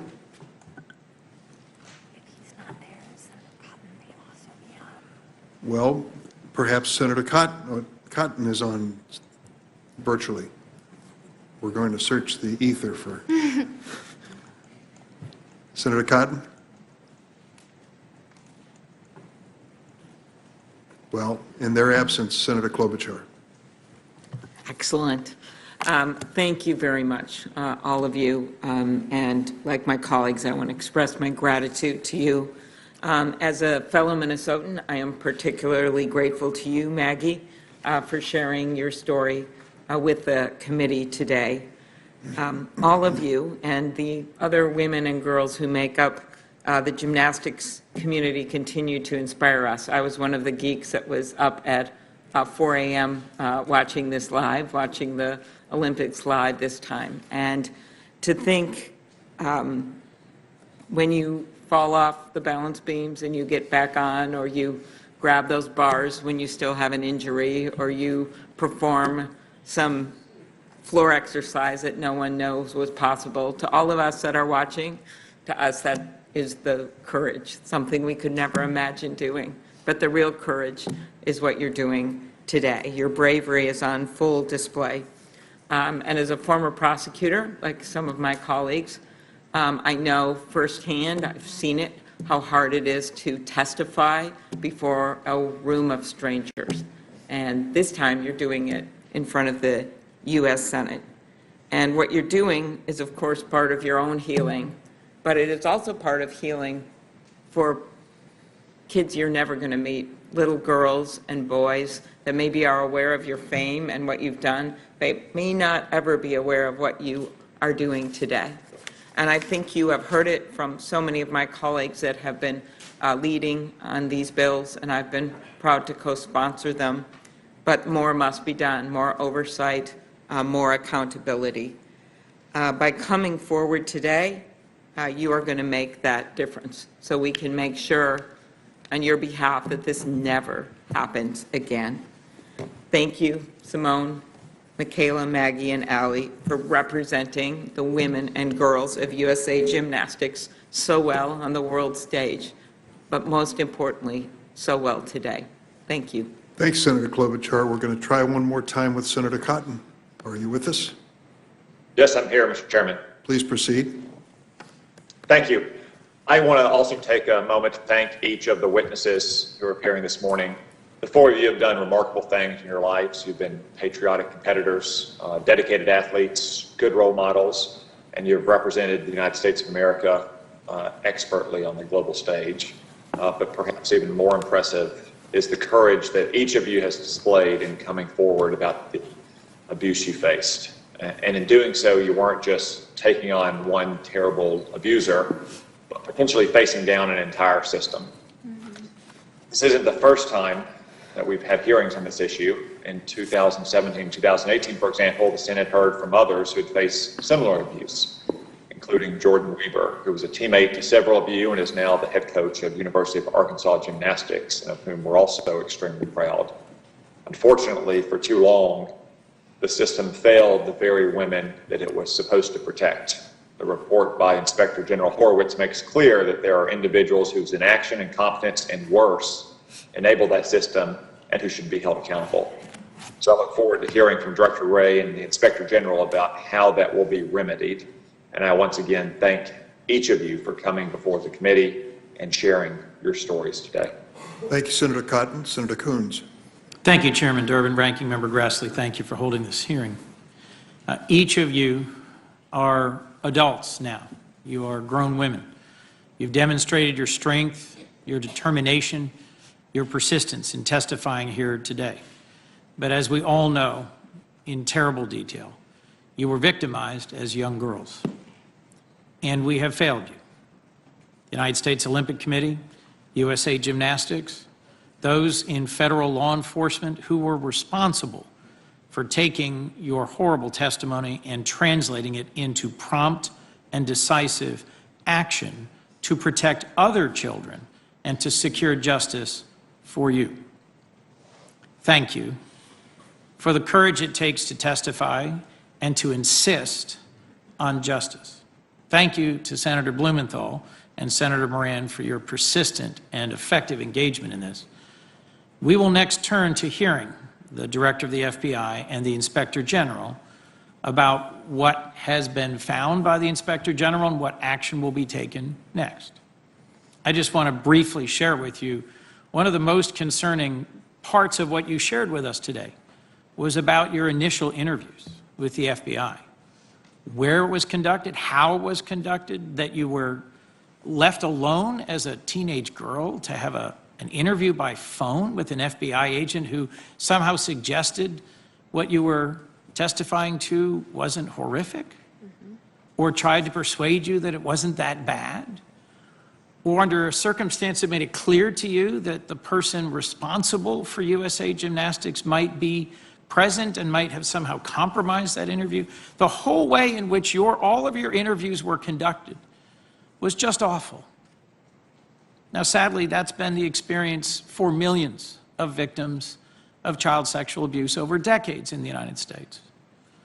And the positive thing I just wanted to share with you today is that for years now, there has been a national network of child advocacy centers. There's one in each county in my state, which brings together trauma-informed child welfare professionals and law enforcement to make sure that victims are only interviewed once, that they're interviewed in appropriate settings, that they're interviewed in a way that respects and recognizes the trauma and the abuse they've suffered, and that ensures that your horrible experiences in terms of those initial interviews, and it's been compounded by your having to testify and speak again and again. We are working on that system. Senator Blunt and I will soon reintroduce a bill that will reauthorize this and double the funding for it. There's now a national network of 880 of these child advocacy centers all over the country. So I just wanted to share with you and with any victim of abuse or the families who know about their child's abuse who might be watching, that what happened to you should not and need not happen again. There are professional, trauma-informed, child welfare-centered opportunities around the country to seek justice. And Ms. Maroney, I can see what I've just said has particularly impacted you. Thank you, all four of you, for your courage, your persistence, and your demands for justice. Thank you. Thanks, Senator Coons. I believe Senator Blumenthal will be next. Thanks, Mr. Chairman.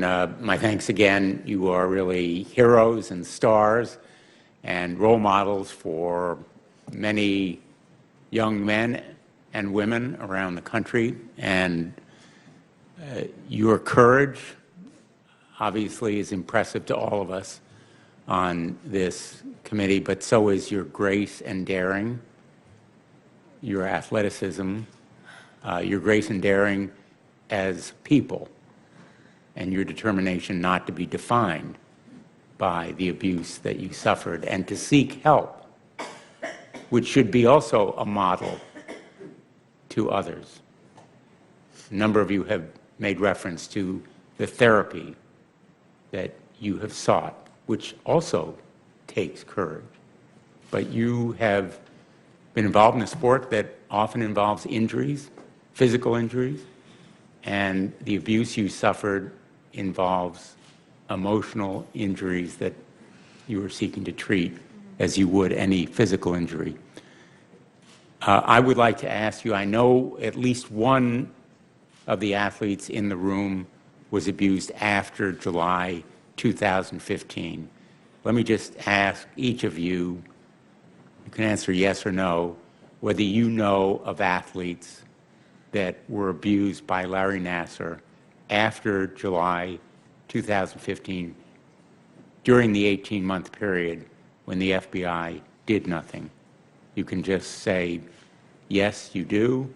If you want to tell me how many, if you know. If not, just yes or no. Ms. Biles? Yes.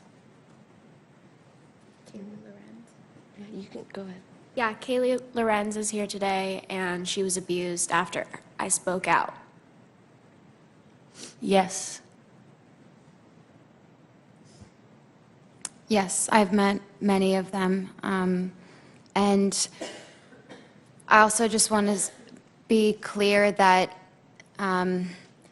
in the time that I had reported my abuse to USA Gymnastics, I followed up many, many times. My mom would follow up for me a lot of the time because I'm sure, as you can imagine, it was so hard for me, but also I was so scared because of the positions of power.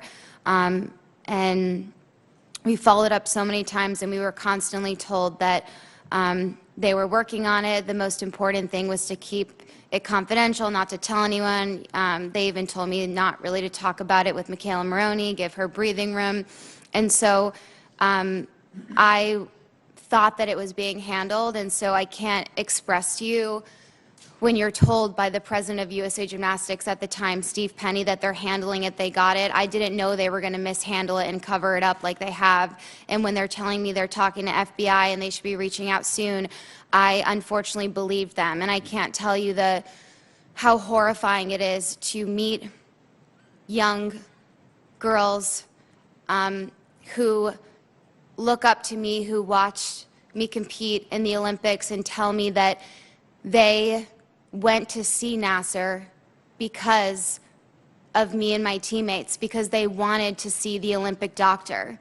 And I guess in his office, Nassar's office, he had some photos of us. And so they went to see him because they thought it was so cool to have the same doctor as us. And so that's been one of the hardest and most devastating parts for me, is so many survivors suffer with guilt and shame. And so it takes everything I have to work on not taking the blame for that, because it's horrific. And it's horrible to meet them and to know that over 100 victims could have been spared the abuse if all we needed was one adult to do the right thing. Thank you. Thanks, Senator Blumenthal. Senator Hirono. Thank you, Mr. Chairman.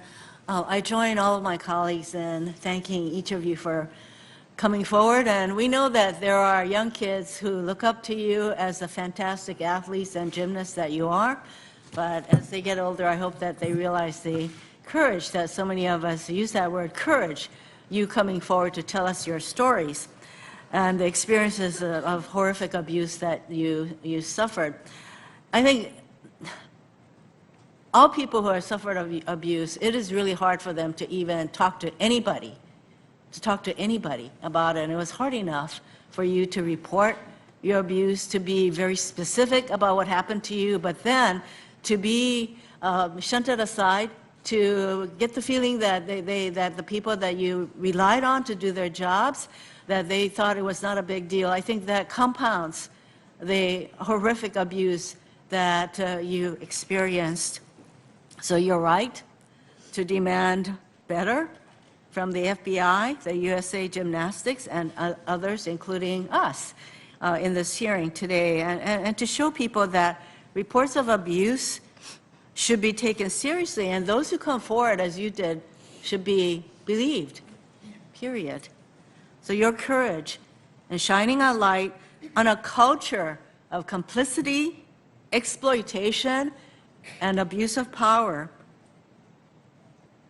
inspire others to come forward. And so I acknowledge how much courage it took for you to report in the first place, to have to undergo that horrifying experiences, once again, to tell perfect strangers what happened to you and to not be taken seriously. And that is what we need to change. And you have to undergo therapy, but you know what? The main thing is that we should prevent these kinds of abuses from happening in the first place, and that is where, and of course, if it happens, we need to hold the people who abuse accountable. Thank you so much for coming forward. Thanks, Senator Hirono. We probably have another 10 or 15 minutes, and I don't know if we need a break now or want to go straight through to the end. Anybody looking for a break? We're good. You're good? Mm-hmm. Great. Senator Booker? Thank you, Mr. Chairman. I want to thank you as well for being here today. It took tremendous courage. I'm not sure how many people fully realize the burden on survivors in America to come forward and recall what happened to them. It is, in a sense, not just recalling the trauma and the violence and the pain, but it is, as you all well know, being forced to relive it. And for that, I'm deeply grateful that you would sit here in a room of strangers in front of powerful people and, again, relive that trauma. And I also know you didn't come here for our kind words or our proudness or our empathy. You came here for justice. You came here for action. You've heard words literally for years, and you're still fighting. You're fighting against a systemic problem in our country that isn't just in sports. We've seen it from church institutions to the Boy Scouts. When you talk about pedophilia all the way to sexual assault, we see it in diners, workplaces, factory floors. And you all as athletes are doing something in a tradition that is, to me, what has helped to call the conscience of our country forward and expand our moral imagination to stop injustices of other sorts from people who endured outrageous realities like Billie Jean King, who used their platforms not to try to get individual attention, but to try to change this nation and make it more just.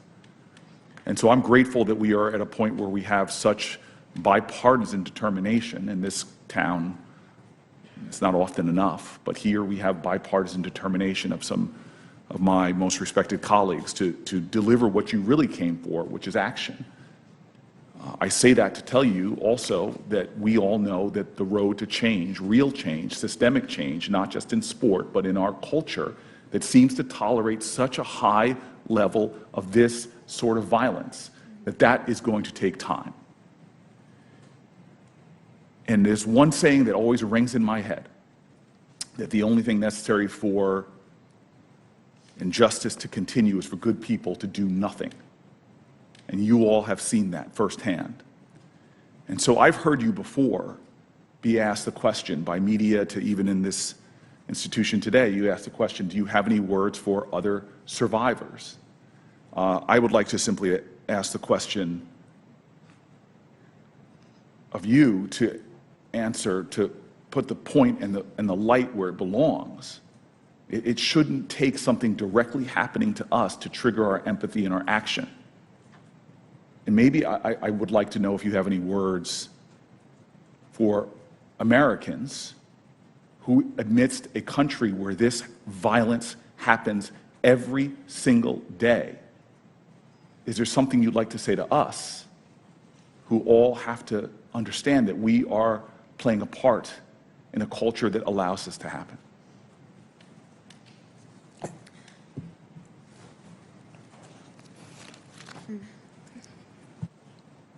I would like to say that I personally don't think that people realize how much experiencing a type of abuse is not something that one just suffers in the moment.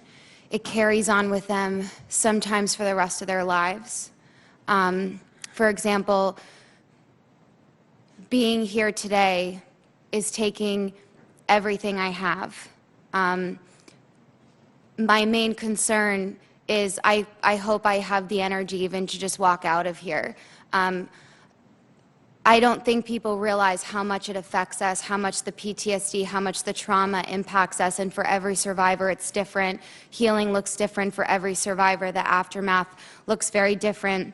For me, just to paint a picture, I used to train some days 7 hours a day when I was training for the Olympics, and processing my abuse affected me so much, and it is still something I struggle with, that I can remember when I first shared my story publicly for a very, very long time, I didn't even have the energy to stand up in the shower. I would have to sit on the floor and wash my hair because standing up was too exhausting for me. I couldn't even go for a 10-minute walk outside. And this is someone I've competed in 2 Olympic Games. And there are times where I feel like I forget what I'm saying. I feel like my mind isn't working. I feel like I have no energy at all. I'm 27 years old, and my 80-year-old grandfather has more energy than I do. And I've often wondered, am I ever going to feel better? And it has affected my health. In the last couple of years, I've had to be taken in an ambulance because I pass out, and I'm so sick from just the trauma. And it might not even be after a hearing like this, it just hits me out of the blue. And so I think it's important for people to understand how much, even if we're not crying, how much we are all struggling and how much survivors are suffering, because people often say, well, why did you just come forward now? Because it's terrifying to come forward, the fear of not being believed, but also because it affects us so much, and sometimes it's impossible just to say the words out loud. And so I just want people to know, and I'm sure for a lot of us, especially myself, like this might take me months to recover. And so I just wanted to make that clear, because I think it's important for people to start recognizing you may never know what someone else is going through, but for people who have been through trauma, it's really hard. And if someone's watching this that is feeling really tired, that is a survivor and doesn't know why they're having certain issues that are new, just know that that you're not alone, and I experienced the same thing, and hopefully in time we can feel better.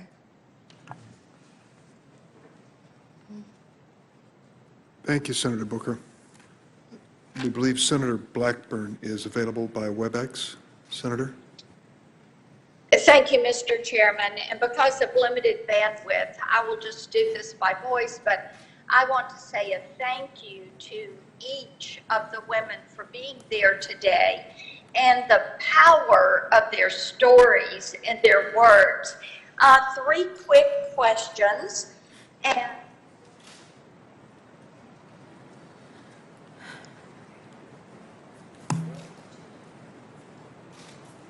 Senator Blackburn, can you hear us? yes, I can hear you. We missed your three questions. Yes, 3 questions. Number 1, what are the reforms that you would like to see take place? Number 2, if you do not trust safe sport, then what we would like to know is who is a trustworthy, or is there an organization or an individual that has your trust to be the go-to? And the third thing, did the FBI ever offer you a female agent who could walk with you through this process? Thank you, Senator Blackburn. I'm going to let the panel respond to you, and we have 2 more witnesses, pardon me, 2 more members after you. Thank you. I never had a female agent alongside me, and I'm sorry that I'm not answering more questions. Like, after telling that story, I'm exhausted. Understood. Anyone else want to respond? There was a female agent in the room with me at the OTC in 2016, but most of it was fueled by men just asking questions. But I honestly didn't know what I was walking into. They just told me I had a meeting with the FBI, didn't tell me what it was about. I was just pulled in a random, it was kind of like a hotel room, and they just started asking questions. I was never prompted.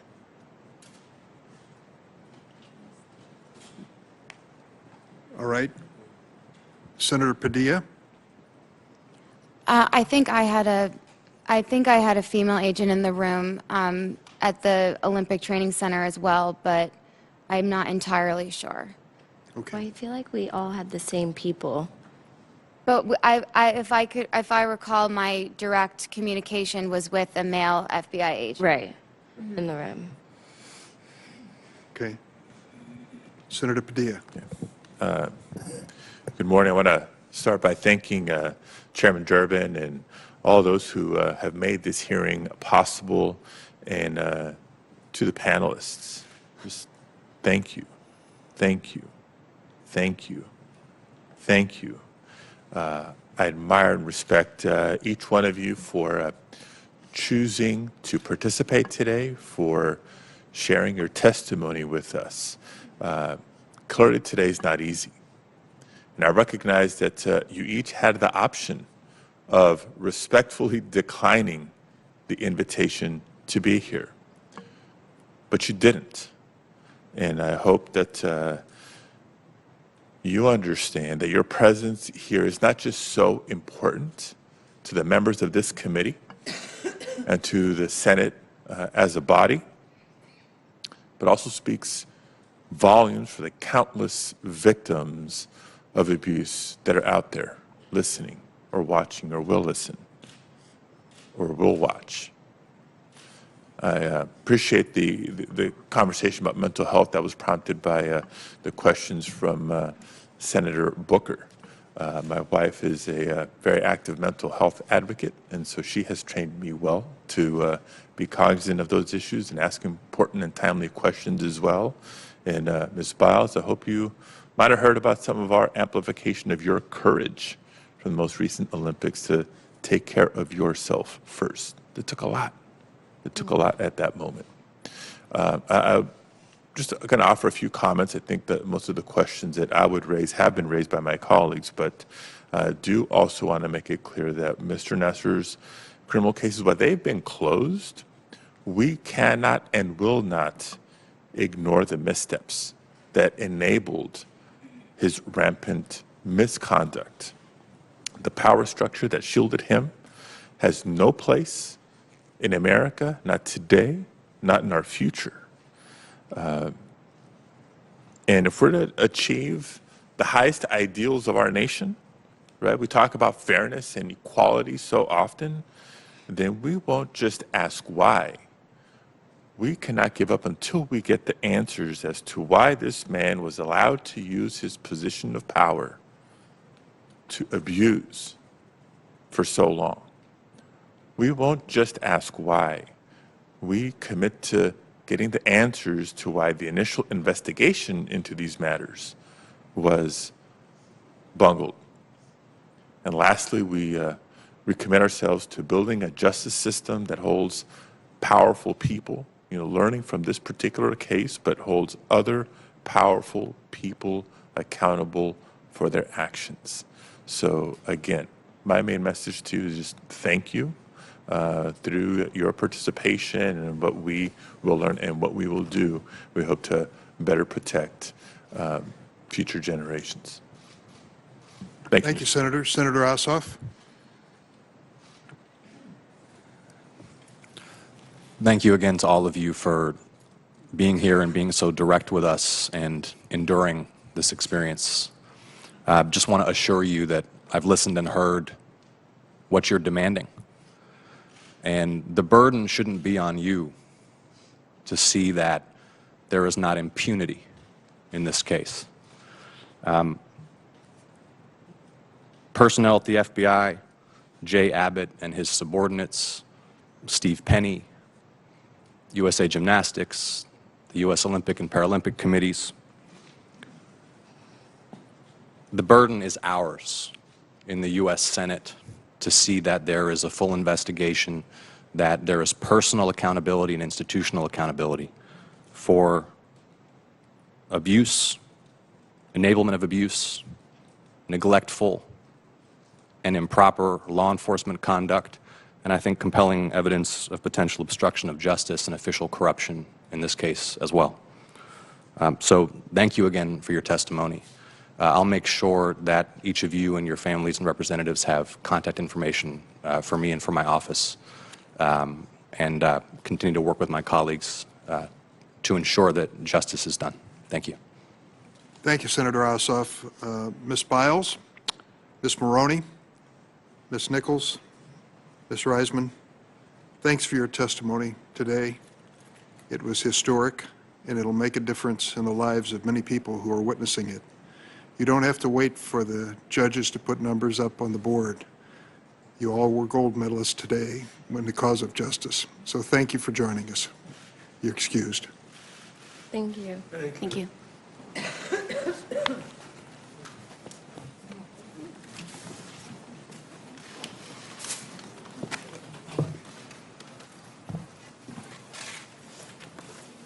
We're going to take a 10-minute break while we set up for the next panel.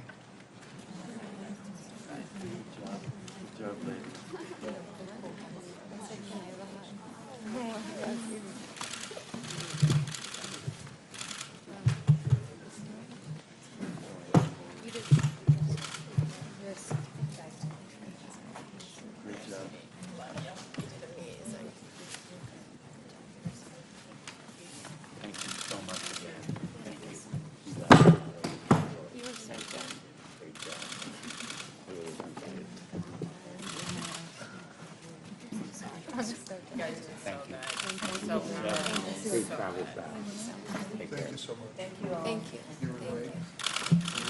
Thank you. Thank you. Thank you.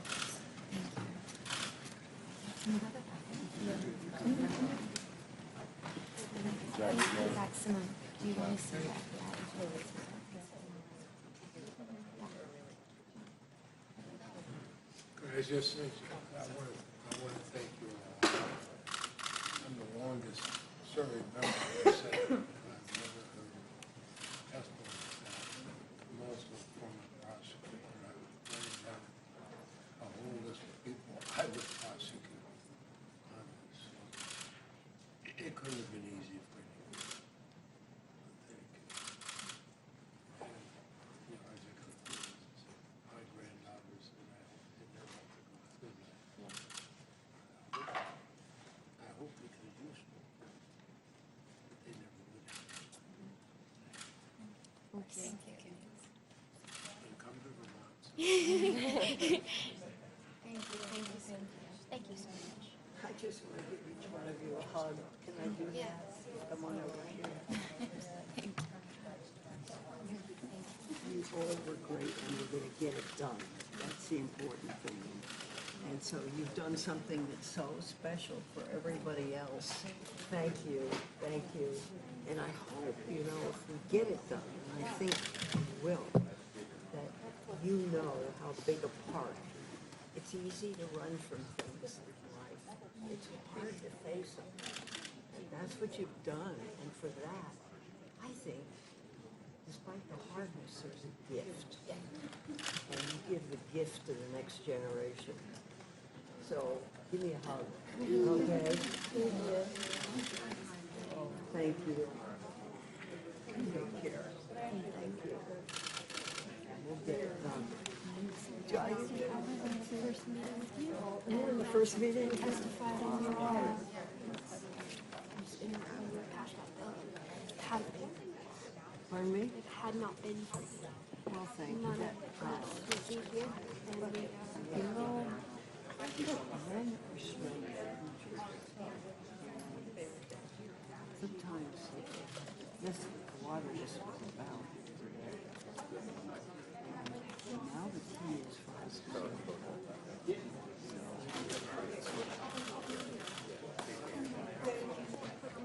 That's just little accessory. Yeah. It's very so early on in this. Say that louder. Thank you for being here so early before any of this like went on. Well, I'll never forget that meeting in my office around that table. You're the reason I went to the Senate. You're the reason I almost started. Thank you. And now I don't trust you. And I trust you. Follow you. Given me a whole life. Thank you. Folks have it for you. Whatever I can do. Know about that.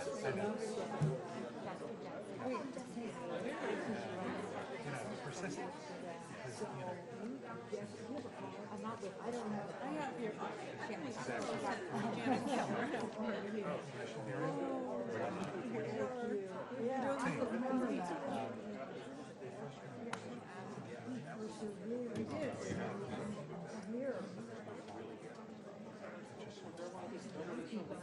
We're staying. This is where what you said was so impressive. Despite all the obstacles, you kept pushing. I obviously did not look at this. I barely worked for the third issue. How do you receive some C and others? You obviously have experience with your kind of oversight. So happy to inform them. You sit right back here. That's something to talk to state IGs, No. state auditors. Connecticut, just saw you've got new IG coming in place in Connecticut. I was looking at that. Those kind of things. Setting it up the right way is the only reason I can do my job. Yeah, because they need to have their secrets. Right. So don't. You're just always. Thank you. Yeah. They were never 50. That's perfect. Someone there with the gymnast represents the gymnast. I'm sorry? This is Senator Grassley, as you know, and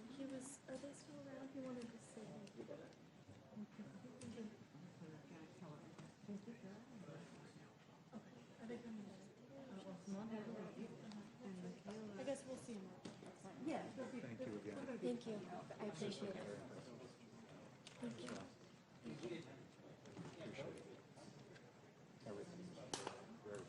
Very important. And we've got to make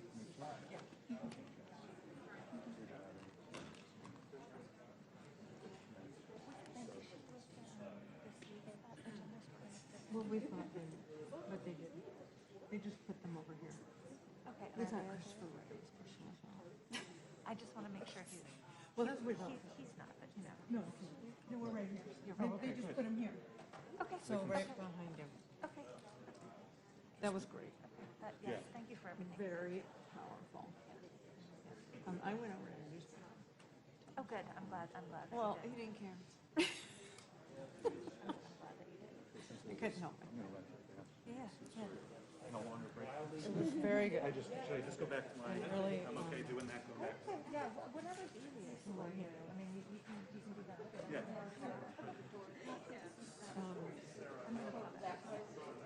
Yeah, I mean, now it's a show.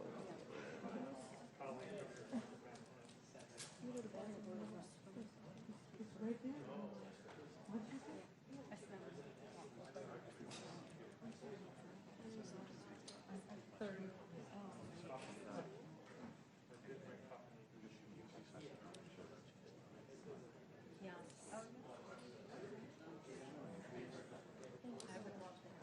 did you say? Thank you so much. Thank you.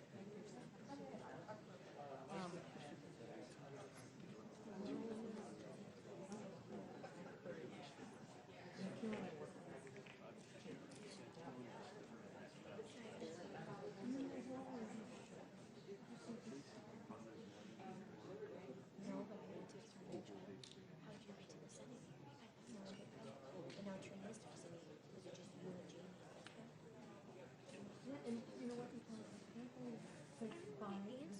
Like, why are you at? No, don't answer. Is it in here? I don't know. No, what is it? We didn't see it. Oh, perfect. Could I ask members to start to return to their positions so we can go to the next panel?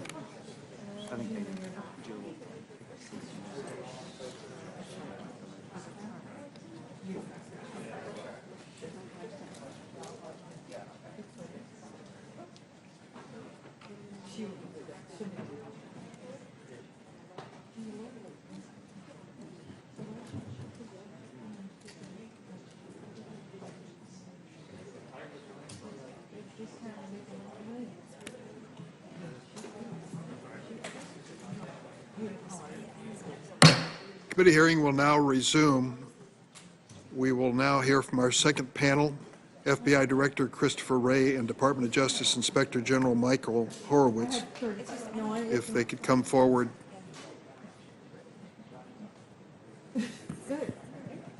No microphone?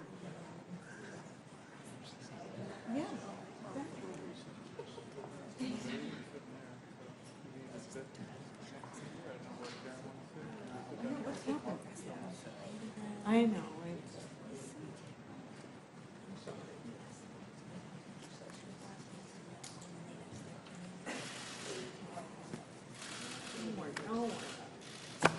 I'm operating on 35. There's a live microphone out there, and some way it's going to be broadcast, not prepared.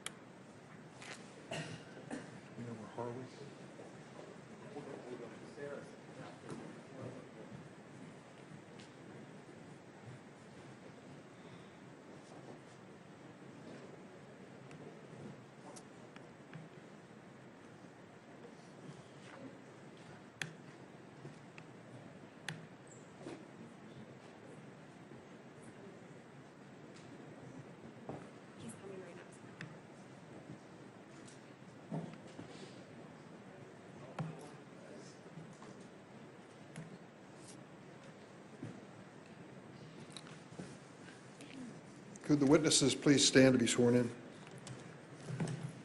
Please raise your right hand. Do you affirm the testimony you're about to give before the committee will be the truth, the whole truth, and nothing but the truth, so help you God? Let the record show that the witness has answered in the affirmative. And I believe, Director Wray, would you proceed with your opening statement, please?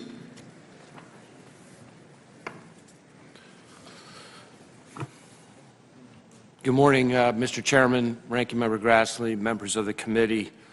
On behalf of the entire FBI, I want to begin by saying to the brave women who testified here this morning, Ms. Biles, Ms. Moran, Ms. Nichols, and Ms. Raisman, and I gather there were some others here today who were among the many who Nassar hurt. I'm deeply and profoundly sorry to each and every one of you. I'm sorry for what you and your families have been through. I'm sorry that so many different people let you down over and over again. And I'm especially sorry that there were people at the FBI who had their own chance to stop this monster back in 2015 and failed. And that is inexcusable. It never should have happened, and we're doing everything in our power to make sure it never happens again. Now, before I became FBI director, I was generally familiar with the Nassar story shortly after his arrest in 2016, and I remember even then being appalled that there were so many people who had failed to do their jobs and keep these young women safe from that predator. But after I became FBI director, and when I learned that there were people at the FBI who had also failed these women, I was heartsick and furious. I immediately ordered a special review by our inspection division to try to get to the bottom of it. That review led in part to the Inspector General's own review, and I'm grateful to Inspector General Horowitz for his team's extensive and independent work. I want to be crystal clear. The actions and inaction of the FBI employees detailed in this report are totally unacceptable. These individuals betrayed the core duty that they have of protecting people. They failed to protect young women and girls from abuse. And the work we do certainly is often complicated and uncertain, and we're never going to be perfect, but the kinds of fundamental errors that were made in this case in 2015 and 16 should never have happened, period. And as long as I'm FBI director, I'm committed to doing everything in my power to make sure they never happen again. The FBI cannot carry out its vital mission of protecting the American people without trust. And in this case, FBI agents, certain FBI agents, broke that trust repeatedly and inexcusably. And to pretend otherwise would be yet one more insult to the survivors. Failures like the ones that happen in this case threaten the very confidence we rely on every day to keep people safe. So I want to make sure the public knows that the reprehensible conduct reflected in this report is not representative of the work that I see from our 37,000 folks every day. The actions, instead, of the agents described in this report are a discredit to all those men and women who do the job the right way with uncompromising integrity, the way the American people rightly expect and deserve. Throughout my career as a prosecutor and now at the Bureau, I have found that the agents and officers who investigate crimes against children and sex crimes are among the most compassionate and fiercely dedicated out there. And I suspect a number of you on the committee have had the same experience on your end. And I am grateful to the women who came forward today so that I can say to everyone that there is no more important work in law enforcement than helping victims of abuse. It's work that's got to get done right every single time. It is essential that we do everything we can to ensure that victims continue to come forward with confidence that their reports are going to be thoroughly and aggressively investigated. A big part of that is accountability and holding our folks to the highest standard our work requires. When I received the Inspector General's report and saw that the supervisory special agent in Indianapolis had failed to carry out even the most basic parts of the job, I immediately made sure he was no longer performing the functions of a special agent. And I can now tell you that that individual no longer works for the FBI in any capacity. As for the former Indianapolis special agent in charge, the descriptions of his behavior also reflect violations of the FBI's long-standing code of conduct and the ethical obligations for all FBI employees, especially senior officials.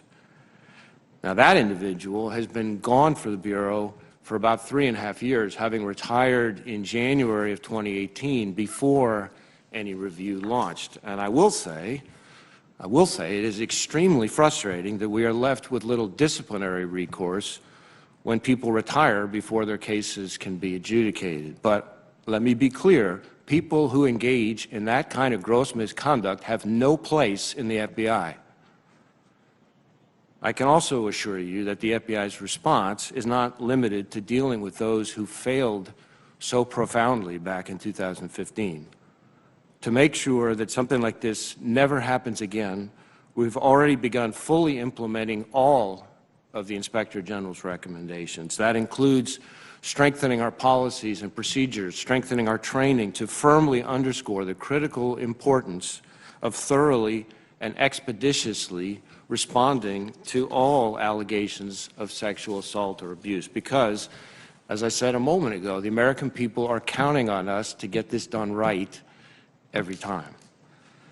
And finally, I'd like to make a promise to the women who appeared here today and to all survivors of abuse. I am not interested in simply addressing this wrong and moving on. It's my commitment to you that I and my entire senior leadership team are going to make damn sure everybody at the FBI remembers what happened here in heartbreaking detail. We need to remember the pain that occurred when our folks failed to do their jobs. We need to study it. We need to learn from it. That is the best way I know to make sure that this devastating tragedy is never repeated. So thank you, Mr. Chairman, Ranking Member Grassley, and members of the committee for the opportunity to testify today. I look forward to your questions. Thank you. Inspector General Horowitz. Thank you, Chairman Durbin, Ranking Member Grassley, members of the committee. I also want to begin my testimony by recognizing the many courageous gymnasts who came forward to report Larry Nassar's abuses, and by thanking Ms. Biles, Ms. Moran, Ms. Nichols, and Ms. Raisman for their compelling testimony today. These gymnasts have showed remarkable bravery in detailing the sexual assaults they endured. At the very same time, they were competing at the highest levels for our country. They did so with the belief that their actions would save other young women and girls from the serial abuse they endured. Sadly, as detailed in our report, the response of the FBI agents who received that information betrayed their law enforcement responsibilities and their duties to these victims. Nassar's abuses could and should have been stopped sooner if appropriate action had been taken. Not only did that not occur, but after the agents' failures came to light, records were created that inaccurately described their handling of the matter and falsely summarized the testimony, as you heard of Ms. Moran. Further, when called to account for their actions, 2 of the agents lied to our OIG investigators. The OIG was able to investigate and identify these failures only because of the courage of the athletes who spoke to our investigators. What they did was extraordinarily difficult, and I want to thank them for their cooperation and strength in coming forward and speaking to us. Because of their actions, critical reforms are being undertaken to ensure that events such as these do not occur again. Let me briefly just summarize the results of our investigation.